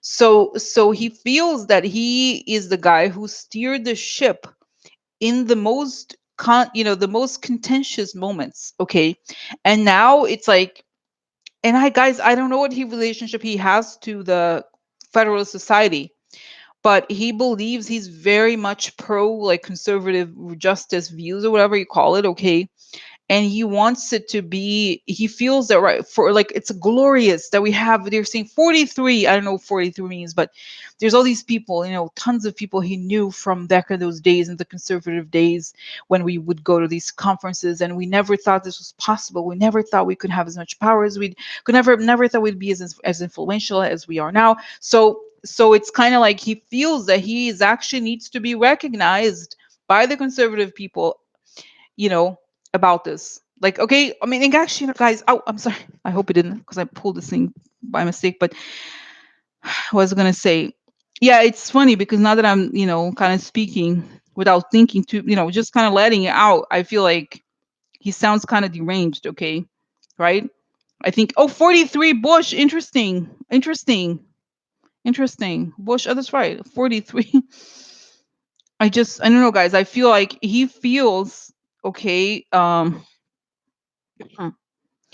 This is why, and now I kind of understand why he feels that he stayed behind, because he wanted. I think of this. Okay, so this is the thing I don't understand. Let me just kind of like think about it before I ask now. Okay, so the thing about Rosenstein that I don't understand is that for a while we thought he was a good person, and he really. Why did he want? Okay, then maybe this is a question.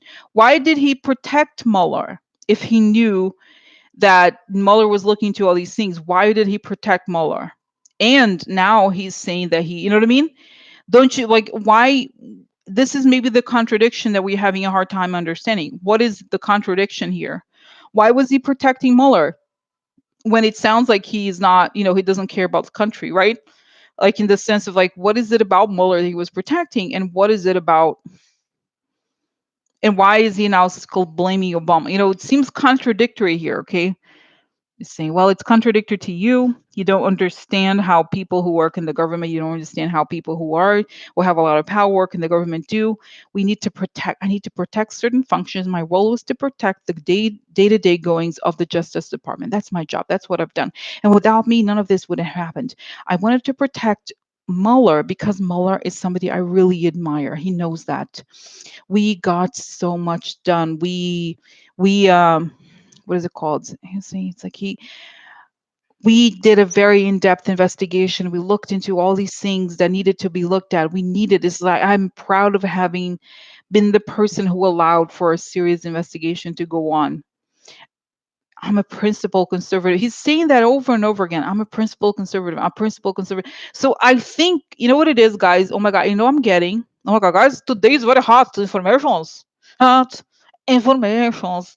It's a day of hot information. No, seriously. So, so you know what I'm getting? Now I'm getting George Conway.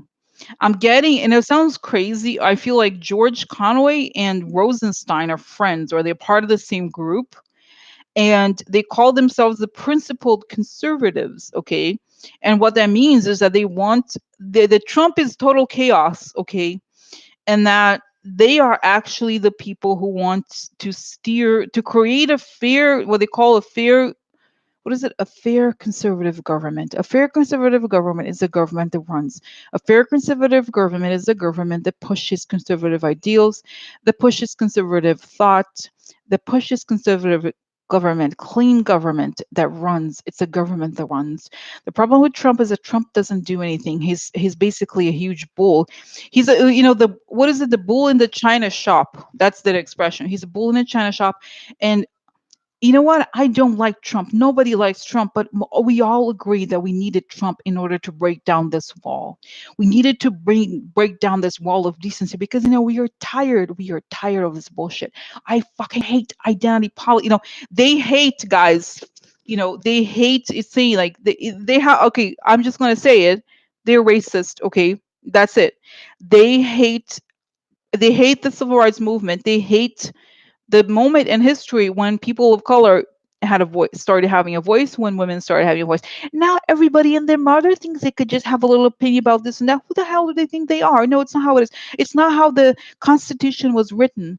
The founders intended for this country to be run by people who understood the laws.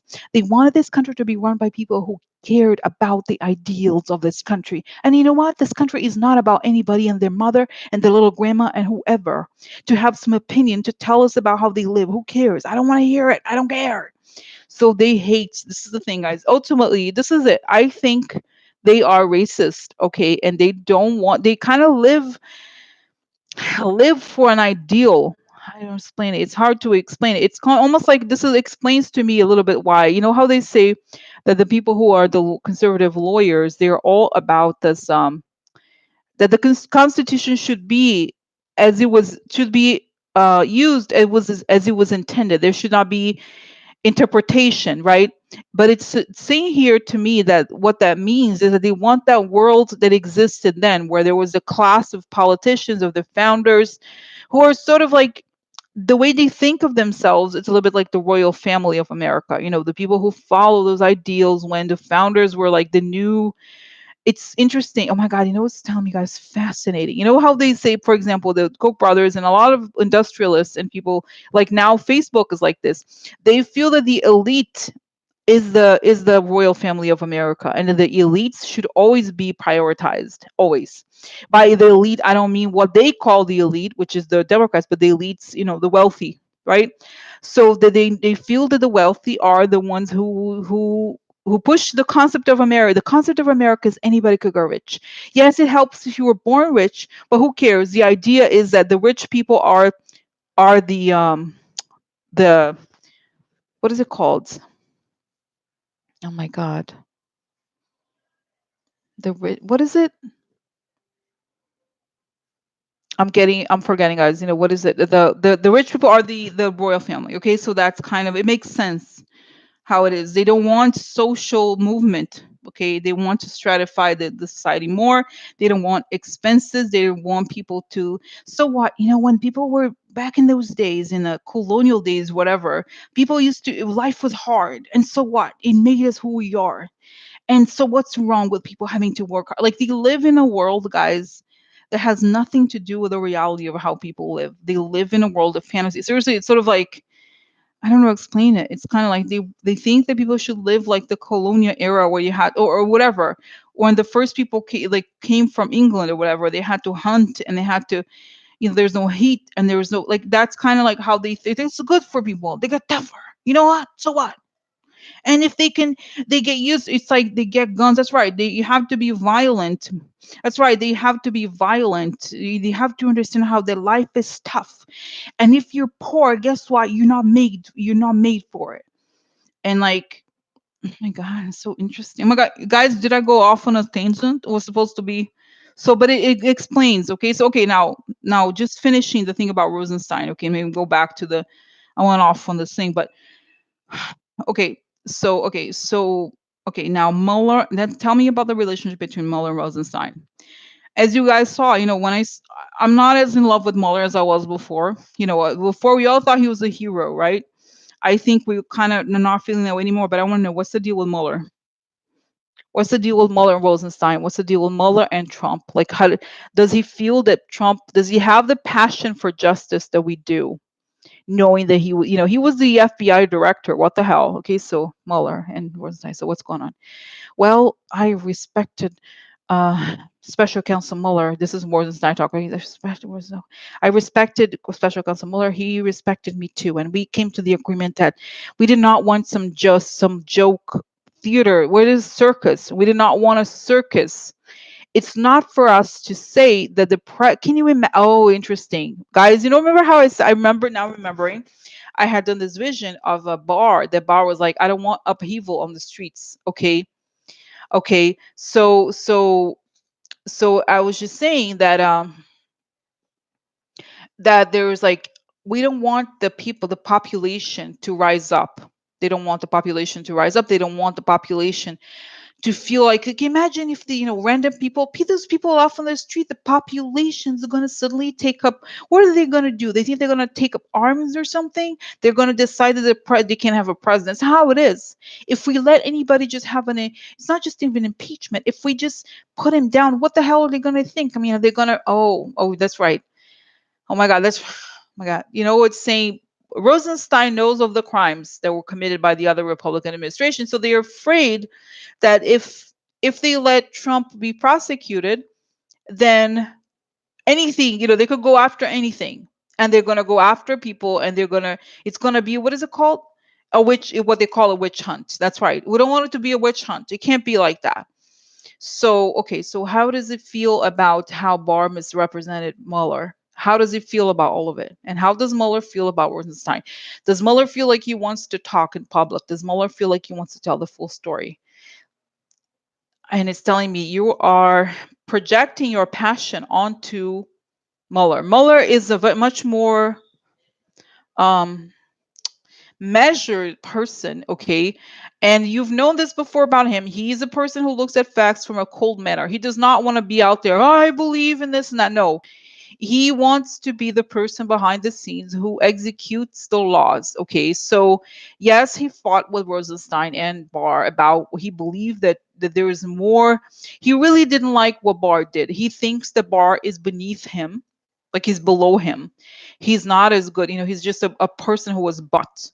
He has a more principles, but at the same time, I don't believe he doesn't think. Okay, this is right. He doesn't think there should be. It's not about him, because from Mueller's perspective, my job is not to say what I can't go out there and like, how does he explain it? He's saying that the Constitution mandates Congress to do things, not me. There's a huge problem with Congress, and it has to do with these laws. It has to do with these people that are being paid by the Russians. That's the problem. But I can't just go out there and get in between the Congress. I can't just get in Congress and say, look, America, let's go put Trump in jail. It's not me. It's not what I do. I don't create chaos. I don't create circuses. So okay, get it. So what does Mueller feel about all of it? The Russians everywhere. What the hell? Does he think? Does he do anything? Okay, does like what are they going to do? What is the FBI? Oh, you don't understand. I have given the FBI, and you have read, you have seen that there's reports that I have placed the FBI during the process of the investigation.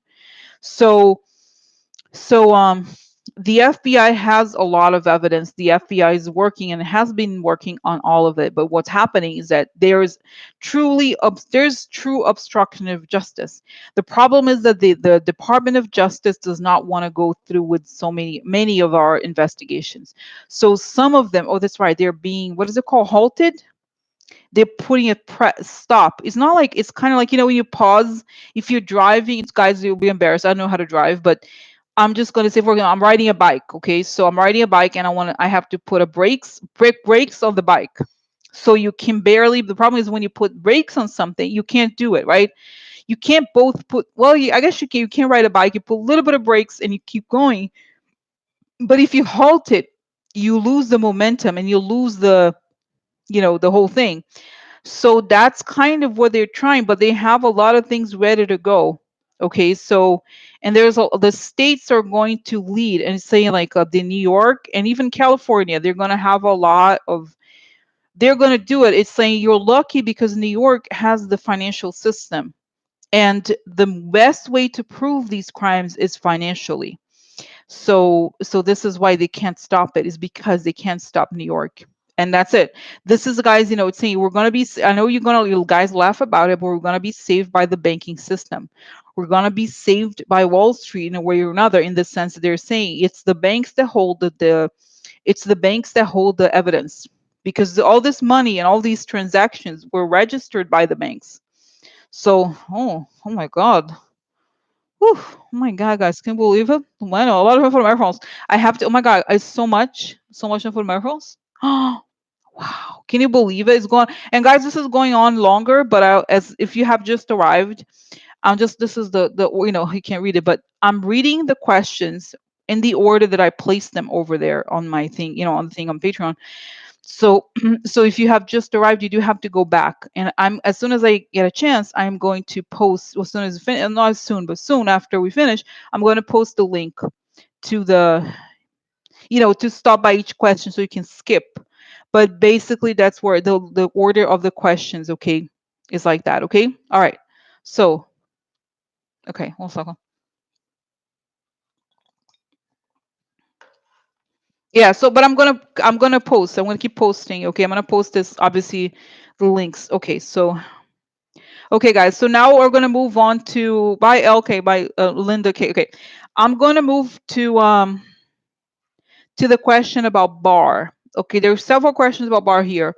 I'm gonna start. This is what is Barr's daughter doing at FinCEN, which is a financial, right? This is like Treasury Department, which is the organization that has all the information about.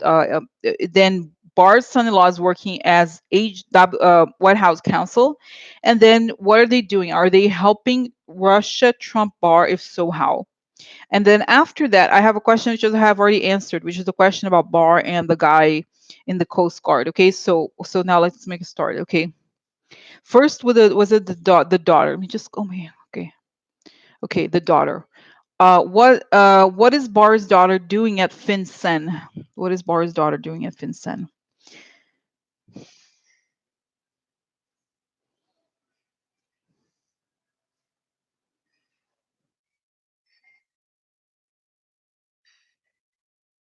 So guys,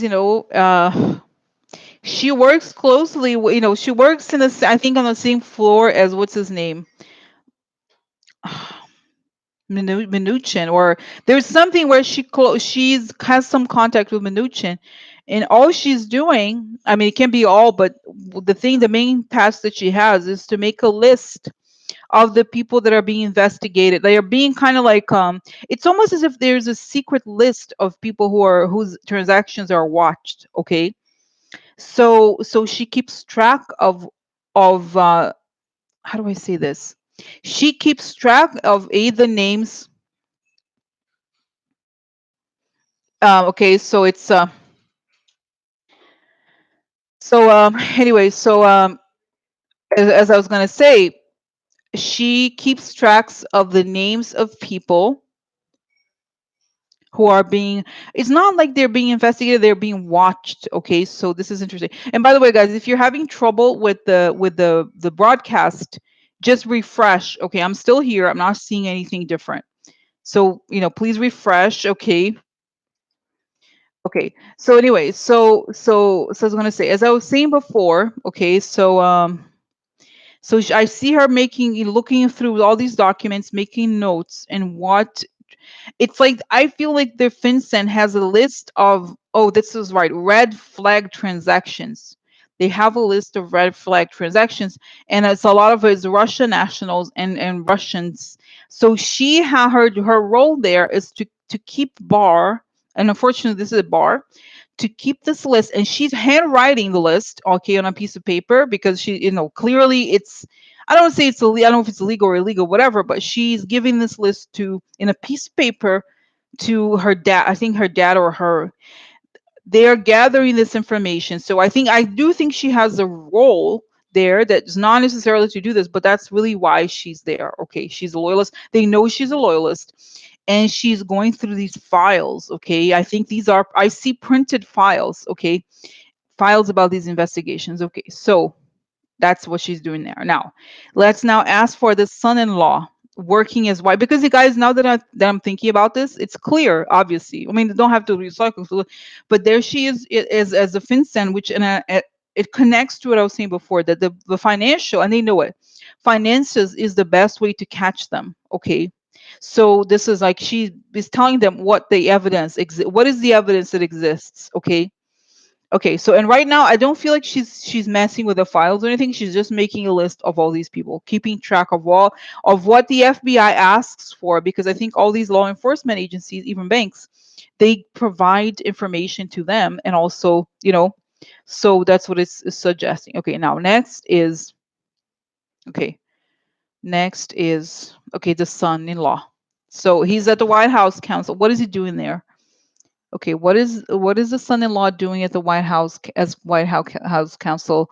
Why did Barr place him there? What does he do? He's looking at all the big picture of all the investigations Trump is dealing with and how he's reacting. So he's making a list of all the investigations that Trump is involved in and the strategies, and he's giving it to Barr. So, in a weird way, guys, actually, I feel like this guy, he's communicating. He's also communicating with Oh my God, he's communicating with Trump counsel and giving some information that maybe he shouldn't or couldn't get. He's getting through, the family. But at the same time, this is kind of weird. I feel like in this case, um, Barr wants information about the White House. Like it's not that he wants to protect himself, but he kind of wants to know what's going on there. It's not that he does not trust. Okay, he doesn't trust Trump. I mean, why should anybody trust Trump? But he needs to know. He's like a soldier for Barr. So he's working for Barr mostly. Okay, and I think Trump really likes Barr. He feels that Barr is on his side, but he's saying Barr is not necessarily. I mean, sounds crazy. Oh my God, again, this mess. That Barr is not okay, who is Barr working for? Ultimately himself. It's all about who can get power. So nobody trusts anybody, and he wants to have as much information as he can, so that that's right, when he does the whatever decisions he makes, he needs to prepare for it. So it's sort of like a pit of snakes. So it makes sense. Okay, now, okay, I get it. Okay, so next. So what? Okay, guys, the next question. That sounds crazy. Oh my God, longer. So now that we looked at these people, so what's gonna happen to them, and what's gonna happen to Barr? Because I still think, guys, Barr is really, I mean, right? It's like he's already committed all these. Okay, okay. So what's gonna happen now? I want to know. So what about Barr? Now that we see that these people are all working in conjunction with them, what's gonna happen to them? And what's going to happen to Barr and his family? Barr obstruction. Yeah, he helped obstruct justice, guys. Okay, how is he gonna, because guys, the Justice Department is such, I was saying before just now, the Justice Department is such a big part of it because that's how where that's what centers the investigation. So what's gonna happen? The Justice Department cannot be used as a tool of a foreign government. So there is the activation. And this, guys, I don't know if it's true, okay? Like I was saying, um, when I was looking at the investigation into the white supremacists, remember the whole thing? I thought they were going to be stopped and stuff like that. I had said it, but I also feel like there is this. Um, Hi guys, I'm sorry, I was like a random thing, I long story, but basically, let me just go back to. I have to say what I saw, and then I'll respond. But I had said before there's going to be this kind of skeletal of law enforcement agencies protecting the country, because it's not that it's a lawless country, but it's going to be like these people are clearly not working. Guys, let's get real. This government is not working to protect not just the country but us. Okay, it's really, who is the government protecting Trump and the Russians ultimately, right? So it's wrong. This should not be the government's job. Okay, so I see there's like a skeletal of like law enforcement agencies and some intelligence agencies. They're kind of gonna military, I don't know, they're gonna protect the country in some way. Okay, and I think these people are gonna go down. When is, okay, tell me about Bar, when is it gonna go down? After Trump leaves. After Trump leaves, he's not gonna have a reason to stay. It's gonna be a little awkward. So that's that. Okay, so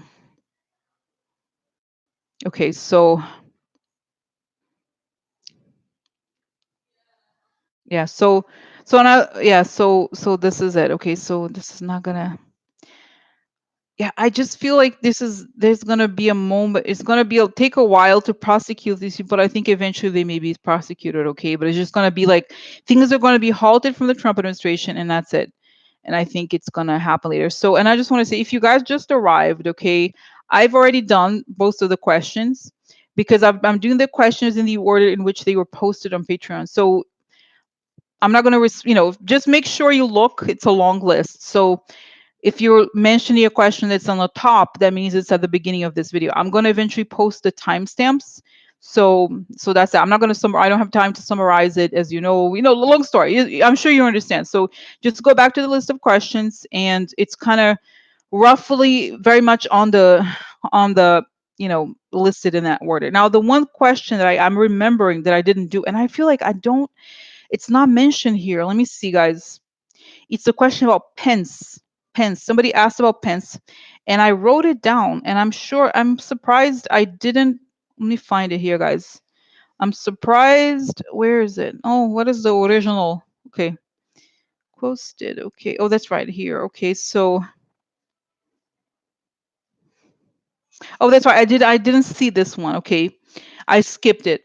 So, okay, so I'm going to ask about Pence. So, I think it was Anne. She asked something like, now that now that the Mueller report is out, how will Pence be nailed? Because as you guys know, I almost make fun of people like, oh, what's going to happen to Pence? What's going to happen? But this is an important question, because she's not asking what's going to happen to Pence. She's asking, how will he be nailed? And it's true. Now that this information is out, how are they going to nail Pence? Okay, we don't know. Okay, so let me figure this out. How are they gonna, and guys, right now it's even crazy to say that there's the whole thing about the military, whatever, because Congress is not, except for the House, Congress is not going to do. I don't think Congress is that the Republicans are suddenly going to like, oh, let's help President.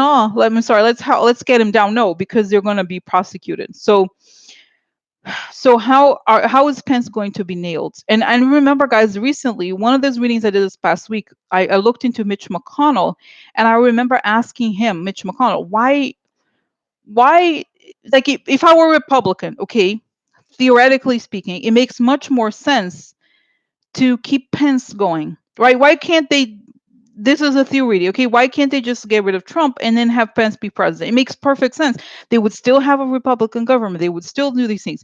But why? What is it? It seems a little bit strange that why is it about Don't you think it's kind of strange? It's like, wait, what is it about Pence that they don't seem to want him? You know what I mean? Don't you think? Have you noticed this? It's a little strange. So it's not, if you think about it, for example, in the past, uh, Bush, the dad, he was for 8 years, he was the vice president of Reagan. So right, so it seems like that was a very different situation of, but he's almost like he's blank. What is going on with Pence? How will he be nailed? And why is the, right? So it's a little strange. Okay, I don't understand what is going on with Pence and his standing in the Republican establishment, that they, this is the question again, going back to the question, how are they going to nail him, and why isn't the GOP pushing for Trump to be impeached? And then I asked this before connected to Turtle, but I still want to know more. Okay, why? Okay, so tell me about Pence. How are they going to nail him? What is the order in which Pence goes, and does he go? Pence is like a guy that they can saying they can program him, and he will say anything. He will go with whoever is paying the bill. So he's very malleable, okay, but he's also very guilty because he's so malleable. And it's saying, guys, the guy Nick Ayers, that's right, he's involved with Nick Ayers, and Nick Ayers is already, either he's under investigation or there's something about him that they just feel like he's too much. He's what is it called? Not just toxic. What is it called? Radioactive. Why? How are they going to get him? Tell me what happens, the events. Trump leaves and they have to get him. They have to leave too. He has to leave. Why? Why? Why does he have to leave? They have the information. Here's the paperwork. Oh, spiral. They're saying Agnew. They're saying the same thing with Agnew, but they're going to wait until Trump leaves because of all this thing. They're saying as soon as this thing comes down, with Trump makes the decision, they're like, go to him, say, look, this is your crimes. Are you sure you want to go through with it? No. They already, guys, okay, tell me about what crimes. What is exactly the evidence they have? They have the evidence, they have recordings about Manafort telling why there's a reason why they want Pence's family has business in Russia. He's very much, that's right, he's a Christian. That's right. He's part of that Christian group who wants, the domination. They want to get rid of the Democrats. He's kind of he's sort of dumb, okay? And that's that. However, there is incriminating evidence against Pence. And Pence, he's like, guys, these mafia movies. There's the capo guy, and there's always the guy who's sort of like the older family friend who's always there, who is witness to everything. He's sort of like somehow always involved in the criminal family. He's a witness to all the things. So there's a lot of incriminating evidence against him. But why not? Okay, why not just get rid of? Because he's involved too, and they know that there is documents about there's one permit. What else? What else? Tell me exactly. Oh, they're saying it's bringing back to me, guys, this information about how, I think it was out today or yesterday, I saw on Twitter, that Mike Pence never released his tax returns either. I don't know if it's true or it's saying that this year he didn't release his tax returns. So there is something about the businesses he's in, or I feel like the Russians back what is it, bankrolled some of it. I think his brother, remember, I think his brother has a company or done something about it in Russia, and I think he's a partner in his brother's business. It's saying it's saying here they're very smart. They're like, look, the Russians are just very smart people. They like to only do businesses with people they can control or they have compromise on, and this is what they've caught. Okay, I feel like people, other people, other reasons, whatever. I think they've said they don't think that Pence is gay. I think is I do think he's gay, and I do think there's some sort of compromise on him about this. Okay, um, so so um,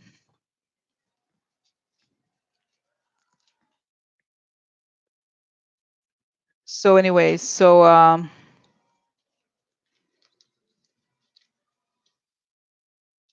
that's that, guys. Oh my God, what? Okay, there's more questions here. Okay, so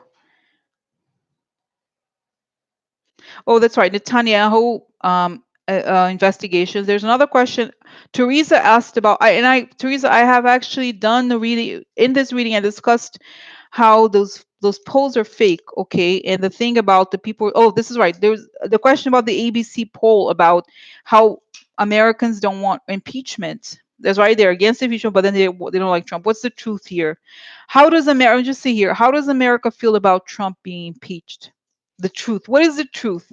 And are these polls fake? What is the truth about America wanting Pence, wanting Trump to be, I'm sorry, to be impeached? What is the truth about impeachment? A lot of people are just busy. They don't. That's why they haven't seen the evidence. This is why they can't. You can't ask the question because it's saying back in the day when Nixon was around, if you had asked people that then, they were not pro impeachment either. Nobody is pro impeachment until it's inevitable. So it's a stupid, they're saying it's a stupid question. Obviously, if the impeachment is going to happen tomorrow, no, they're not going to be for it. They need to know why. But if it's exposed, people are going to change their minds and it's definitely going to happen. I think those polls are not to be trusted because they feel like it's kind of like they avoid certain populations or they avoid certain, I don't know, explain it, guys. It's like they don't want, they do it I mean, it's on purpose, right? To like reach out to people that have already responded or they know to be, it's not, it can't be trusted. They're just saying that nobody likes Trump. They think that Trump is awful. But at the same time, they don't see, it's like, for example, okay, like it's saying, just give me an example. You know, the whole thing with immigration, right? So Trump is actually very consistent about how, say, calling, immigrant names, saying that Mexicans are rapists or whatever. He's very like this. But the Democrats are like, they're like, how do you say it? They're kind of like, don't have a consistent message about it. So if the Democrats really want to do impeachment, they have to say America is not going to have. They have to learn from the Republicans the talking points. Not to say that you have to follow the Republicans, but the Republicans are never like, oh, I don't know. Let's think about it. They do it. They have they're excellent about talking points because the thing with the Republicans, it has nothing to do with truth. It has to do with whatever narrative they want to weave, and they're fine with that. And this is why there's no conflict because to them, it's not about the truth ever. Okay. So it's saying that the problem here is that, like I was saying, the Democrats have to stick to it and not wait. And it's saying that and I supported Hillary, even though I was super crazy about her. But it's saying sometimes if you act like you have to act from the gut, you have to understand storytelling and not feel like you're waiting for data to arrive. You have to feel like this is the wrong thing to do and you're going to speak up for it. And that's how you convince people, is not to say, look at you need the evidence, yes. But if you get together and say, this is wrong, it's not going to continue, and you stick to it and you go for it, you can change things. But this is what it's suggesting. This is the problem here. Okay. So this is it. I think people don't like, nobody likes Trump, but at the same time, from the perspective, a lot of people who don't follow the news, the Democrats are kind of like subdued. Because why are they subdued? Because in relationship to Trump, they're not calling people names. So what is the solution here? Well, spirits, what do you suggest? The fate of Trump is sealed. He's going to go down. You should not have to worry. But what's going to happen is something very unexpected. It's not going to happen the way that anybody thinks is going to happen. Yes, the investigations have to continue. The facts have to come out. But he's going to do something so outrageous and so wrong and so treasonous that he's going to have to be removed by greater forces. Oh, that's what's going to happen. Okay.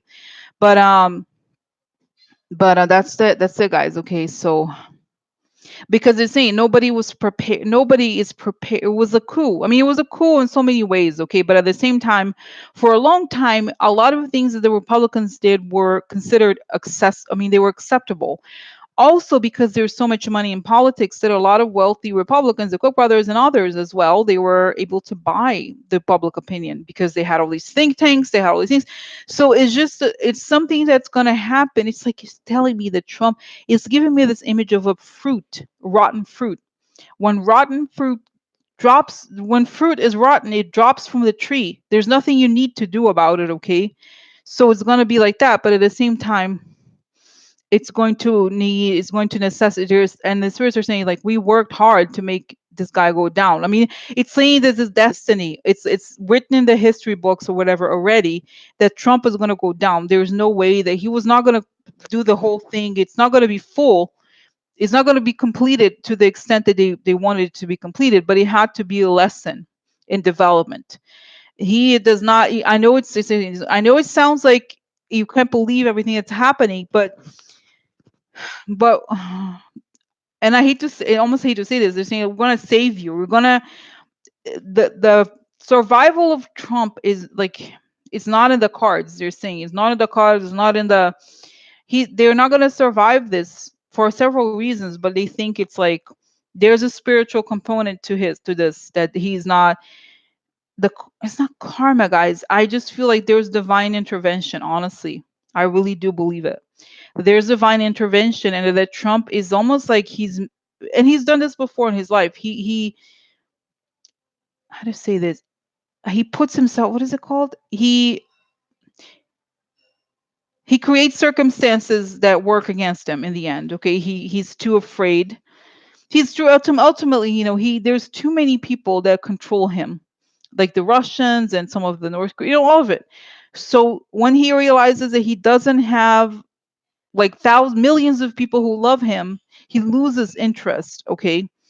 So that's ultimately how it's gonna go. But this is it. And it's telling me again, remember that the thing you have to remember about Pence is that he goes down because just like Spiro Agnew did, is evidence of his crimes. So once Trump goes down, so does he. But they don't want to do anything with Pence because it's not right now because Pence can be replaced. Okay. It's like not it's not worth creating the trouble for. It's like it's nice to keep it on the files. But until Trump goes down, nothing's going to change. But let's say that if Pence goes, you can get another one. You could make up stories. You could be whatever. So that's what I'm saying, guys. Oh my God. So any more questions? Okay. I know Gary. Okay, I saw. Okay, so I'm gonna just the last thing I saw quickly here is that Gary Day commented something about Biden and Anita Hill. She wasn't satisfied with what I had to say, but I find it odd that he would have called her in the first place. He wasn't going to apologize. I mean, for me, guys, I can just say I can close my eyes about this, but I feel like I can understand. I can only imagine what it must be to be like her, but I don't. I think what happens is that and somebody was saying this on Twitter. It's like, yeah, for 30 years you've lived with this, and now that you're gonna go and run for president, now you're calling me. Obviously, he's not regretful. You're not regretful if you're only doing something because you're running for president, right? So this is the Achilles heel of uh of Biden. And I think he was helped before by Obama. And he has to and guys, what's so interesting? I remember I've not made it public, but a couple weeks ago, or even I don't know, not even that long ago, I guess, I did a reading about the status of all the candidates.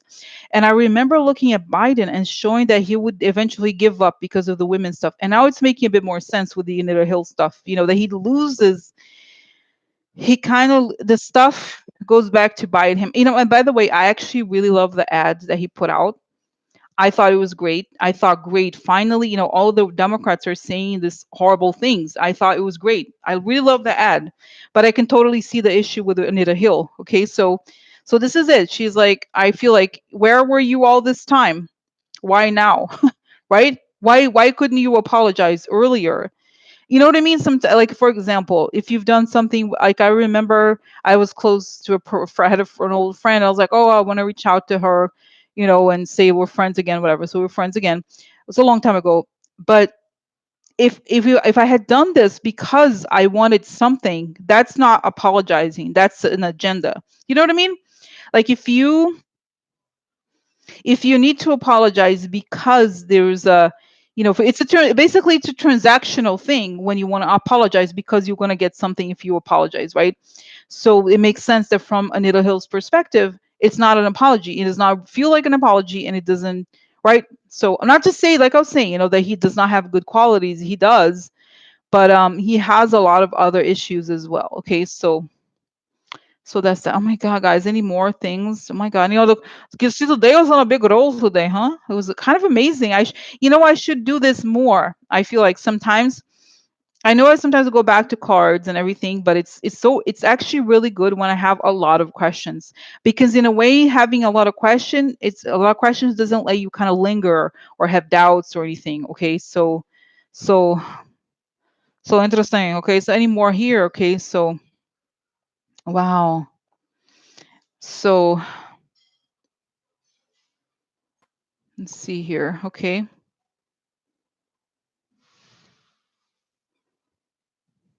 Yeah, Debbie asked about Biden. Okay, let me just ask about Biden. What's going on? Guys, you know what? Let me just do this. Because now, guys, I'm on. Like I was telling you, it was actually great to have many questions because, because I asked many. Now, let me just ask about what any updates on the candidates. The thing about, I've seen. Okay, so I know there's like, I can't do 20 people, now, but I say, what is, going from above? What is going on with the Democrat candidates? What's going on?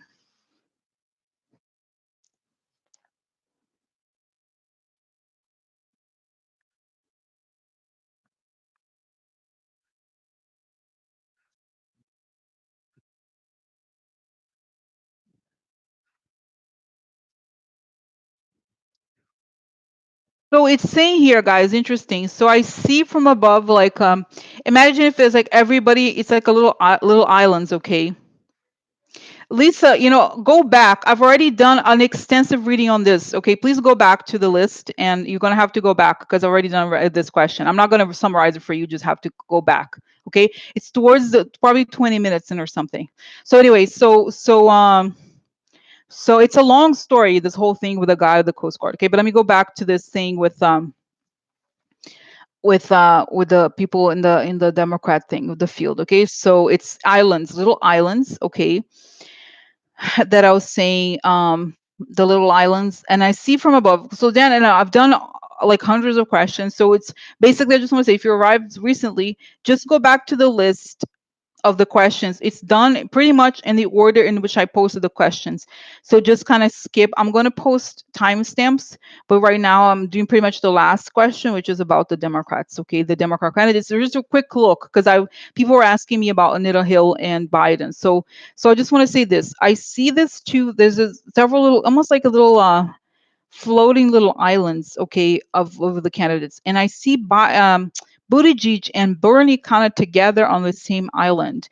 They're both going for kind of, it's weird to think they're connected, but they seem to be kind of going for the same audience, which is what they think are the centrists, okay? Kind of like the people who are angry, who are in the Midwest, and all those things. So that's them going in, and they're kind of going a little bit separate. Then I see, this is the thing, Biden was behind and he goes to the front, and then he goes back and kind of fades away. Okay, but at the same time, people ask here, so what is the Trump? It's true that Trump is most scared of the candidates that bring unity. Okay, he's most scared of the candidates that can reach out, like I was saying, to his base indeed, that can somehow, he's not worried about the Democratic base. Makes sense, right? It's like, guys, think about how stupid it is for Democrats to go after Trump's base, because Trump, from his perspective, he does not care about the Democrats. He knows the Democrats are never going to go for him, so he's not even pandering, he's not even thinking. He's just focusing on, and the Democrats, on the other hand, are all about so the candidates, they're going to try to steal his base. He's afraid. So he's afraid of Biden, because he thinks that Biden is a, regular white guy, quote unquote, like him. Okay, now. Now the thing about the Bernie, he feels like and the thing is, there's more I want to say, but the thing about he doesn't, I feel like he worries a little bit more about Bernie, but the thing about Buttigieg is, like, he's gay, he's not going to win. He's like, and he's looking at Buttigieg, he's like, oh, it's kind of like me, he's creating a persona. Okay, he's not going to win because he's gay, and at the end of the day, the evangelicals are a big part of why I won. So he's not going to win with the evangelicals. Okay, so now this is the thing about Trump. Is in a weird way, he's not worried about the women, because he feels that men are misogynistic, and that he has he feels that he has already poisoned people against women, and that he feels that the women are being stupid, that he thinks that Elizabeth Warren is very smart, but that she's not using her instincts well, because what she's doing is that she's sort of dividing the country in a way.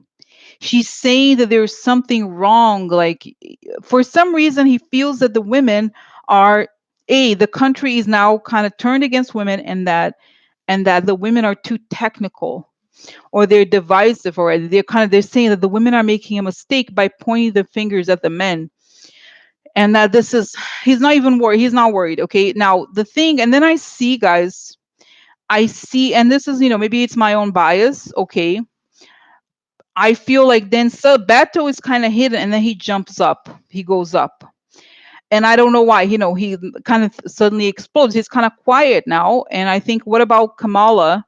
So, but this is things from Trump's perspective. But let's see from the perspective of the American people as it comes closer to the voting time. What happens? Buttigieg, something about something.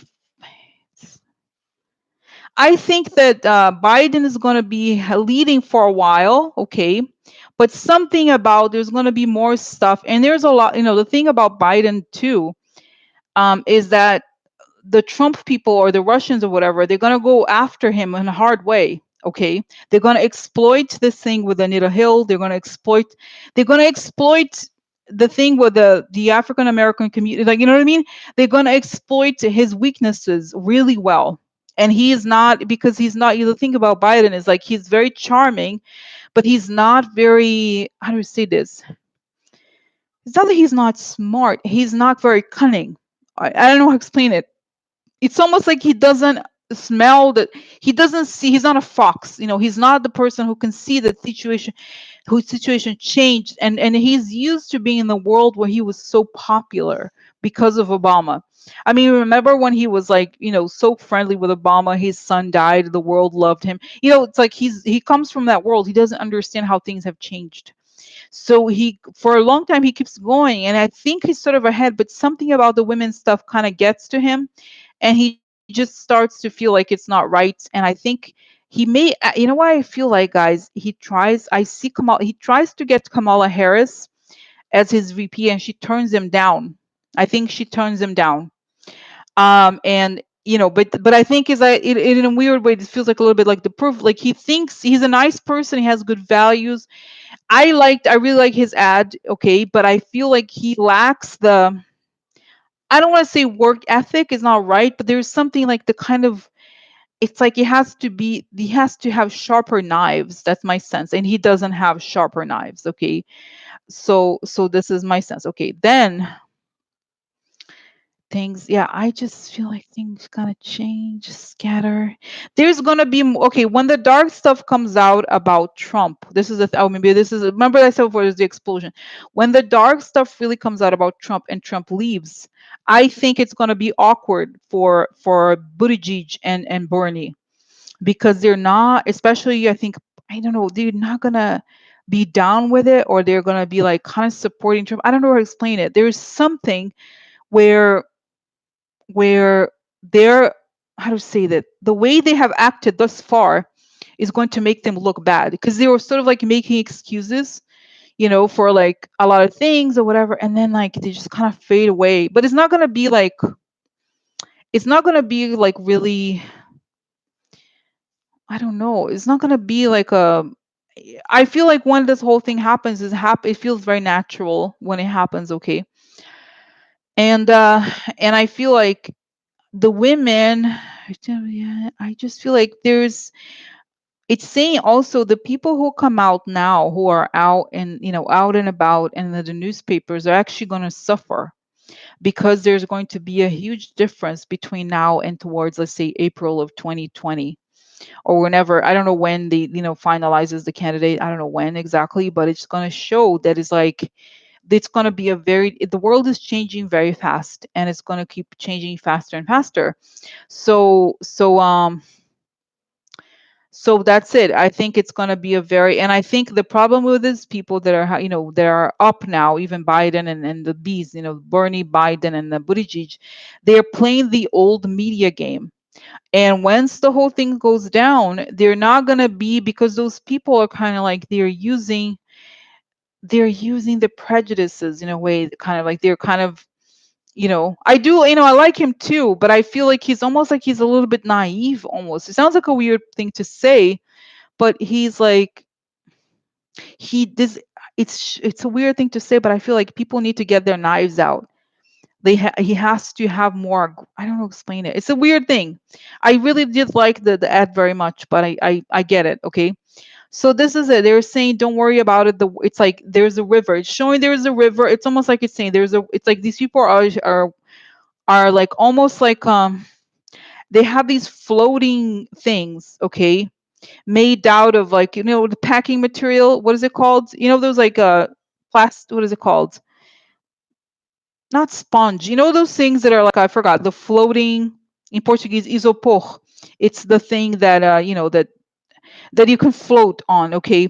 Peanuts, yeah, maybe the things, okay? So those like big blocks of that thing, that's what everybody's standing on those things, okay? On those things that you're used for packing. The boxes made out of styrofoam. That's it, styrofoam. That's the name.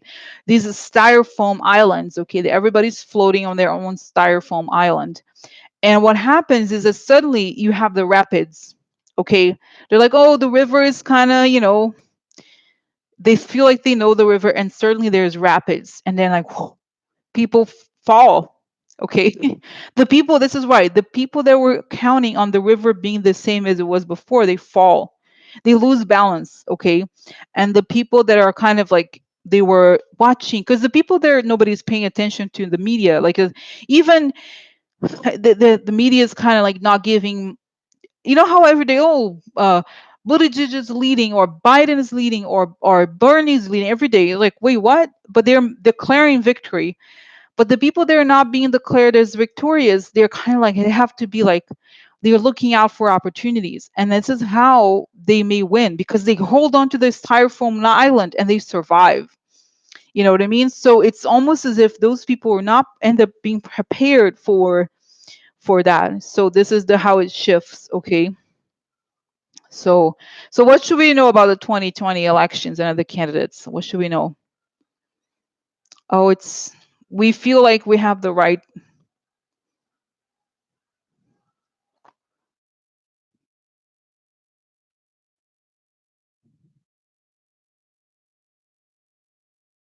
I don't know. Yeah, I still feel like in the end it's going to be better. I still feel like it's more come out. But at the same time, I do have a heart for Elizabeth Warren. I just feel like I think she may be part of the government. I don't know. I still feel like she may have a big part in the government. I don't know exactly how. I think some of her ideas are really valid, and the way that she thinks of policy. I really feel bad. Like, I really, honestly would break. I I don't know how to explain it. I feel like this is the thing. I think that she has the balls. Remember how I saw before she could be attorney general or something? I just feel like she has the balls to do so many things, so many serious things that have to do with the laws, okay? She's a Harvard. People were saying, oh, people are impressed by Beto. He's read so much, but Elizabeth Warren has written 11 books. Like, she's really, I mean, but I do think, I don't know why, I just feel like she would be the person who executes all maybe this is why, maybe attorney general, I don't know. She could have a big influence on even Kamala. But the other thing I want to say, guys, why I love Kamala, I like Kamala Harris too. And the one thing that makes me so upset lately, more than anything, is justice reform. There has to be a criminal justice reform, okay? There has to be a I cannot deal with this stuff anymore. Every day, these people are not going to jail. This is the thing. I think there has to be at least one prosecutor who is going to be. I think Kamala Harris, she's more focused on criminal justice reform, but I do think that, if guys, I think this is not yet the world where they could be both, like, on the ticket. you know if it was Kamala Harris and Elizabeth Warren, like, I don't think it's possible, but I feel like they would get laws going. We need new laws. We need to change those, you know but I think, I don't know, I'm like, it's very upsetting when I think of this. Is the thing that is so upsetting. These people have to go to jail. This is the thing. I want people to go to jail. They have to go to jail. These people that have been doing these crimes, they have to go to jail. We have to change the criminal justice system. And people who did nothing, so yeah, exactly. Show how to people how we're going to do it. So yeah, so I still feel okay. So tell me about the future of Elizabeth Warren if she's not a president. What's going to happen to all her ideas? Are so great. Like so many. She can have a future outlining how these things are going to come about and how the laws and the. Yeah, I still see a bright future for her. I just don't think that for whatever reason, guys. I don't know if you feel this about her too. Like she's so great, but maybe I don't know why I don't think she's gonna be for her. I don't know why. What's gonna happen? Why won't she be the one if she's not gonna be the one? Because they have to have I don't know, guys. We'll see. Okay, I still yeah. So I don't know. I still really like her though. I really do. But for what it is. Maybe for me, I connect as a person. I connect more with Kamala Harris. I don't know. I feel like I like her spirit. She's more modern, maybe. I don't know. But I like how Elizabeth Warren approaches everything. I feel like if she were president or she were attorney, she has to have a very. I feel like the Senate is almost too collaborative.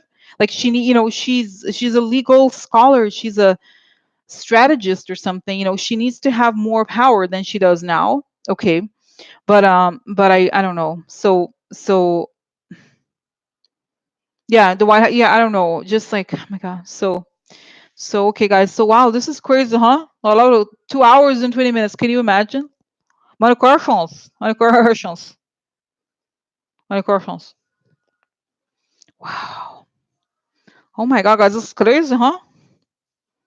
So I think they were saying, Spirit's like, oh, it's enough. It's enough.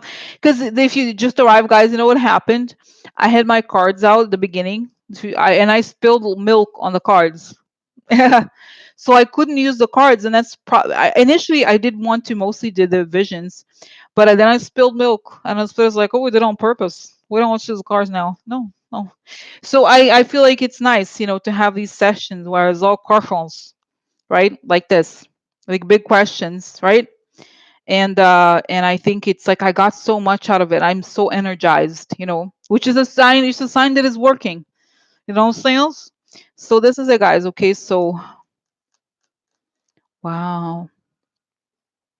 So okay, so this is it. So I was gonna say, yeah. So let me know. Let's see what it goes. How it goes the next day or so. And I'm thinking, guys, I want to do a reading. I always feel like I want to do these readings in this mode, okay, of to look into the future of so many things, like to look into it. Let's say a date of something in a couple of years, 2 years, 3 years, because I've seen many things, and I'm sorry, I was studying for something. I did not pass the thing I wanted, but it doesn't matter. But anyways, I was studying. I'm studying a lot of different things, so this is why I was a little bit behind the writings that I was doing. But I've seen so many changes in the justice system and so many things. But I want to do it more about the future because this time is so stressful that it helps to see in the future how are we going to look back at things, how are certain characters, where are they going to be. We should do like a where are they now kind of thing. Where are they now in 2022 or something? Where's Bar in 2022? Where, you know what I mean? So anyway, but it's okay, guys. It's good. It's God. God has plans. You know what I mean? So anyway, but it's okay. It's like I was studying. I was like so stressed. My studying. I'm still studying, but it's okay. So so so you know what I'm saying? So this is it. This was good. Okay. Oh my God. And I liked. I know it's early, but it's like it's also good, guys, to do it sort of early because over here they close at 9. So when it gets later in the day, you get a little bit more tired and it's more stressful because I know it's gonna close. Where now exactly? Where are they now? So let me think about it. Think about it. Let's think about different things. If you have a question, I'm gonna post it. Okay, later. Yeah, I have. I cleaned it. I yeah. I have backup cards, or whatever too. I do. But yeah. So so anyway. All right, guys. So I'm gonna go. Okay. So if you don't mind, it's okay. It's been very nice to have conversations. Didn't have much conversations, but but it's more like intense today. Hmm? So I'm gonna, like I said, if you just arrived, I'm gonna go organize the thing. Okay. Oh my god. Yeah, interesting. That's right. That's right. So, oh my god, that's right, guys. I wanna. And by the way, I wanna do also like a reading. I know I did it for the 20 group or whatever. I wanna do like calls where you can call me. You can call, have conversations, like an hour, like a little hour before you can have questions. You can call me, like office hours for everyone. I was just doing for some of you, but maybe I'll do office hours. So have conversations, can call me because I'm just having conversations. So so anyway, so yeah, so but I'll be back tomorrow, okay? Probably tomorrow. Uh let's think about the where are they now questions. Okay? All right, guys. So have a good night. Enjoy your Friday. Happy Friday, okay? All right. See you later. See you later, alligators. Bye. And I'm gonna put the timestamps, okay? I'm gonna put timestamps. Okay? All right. Good night. Okay, bye.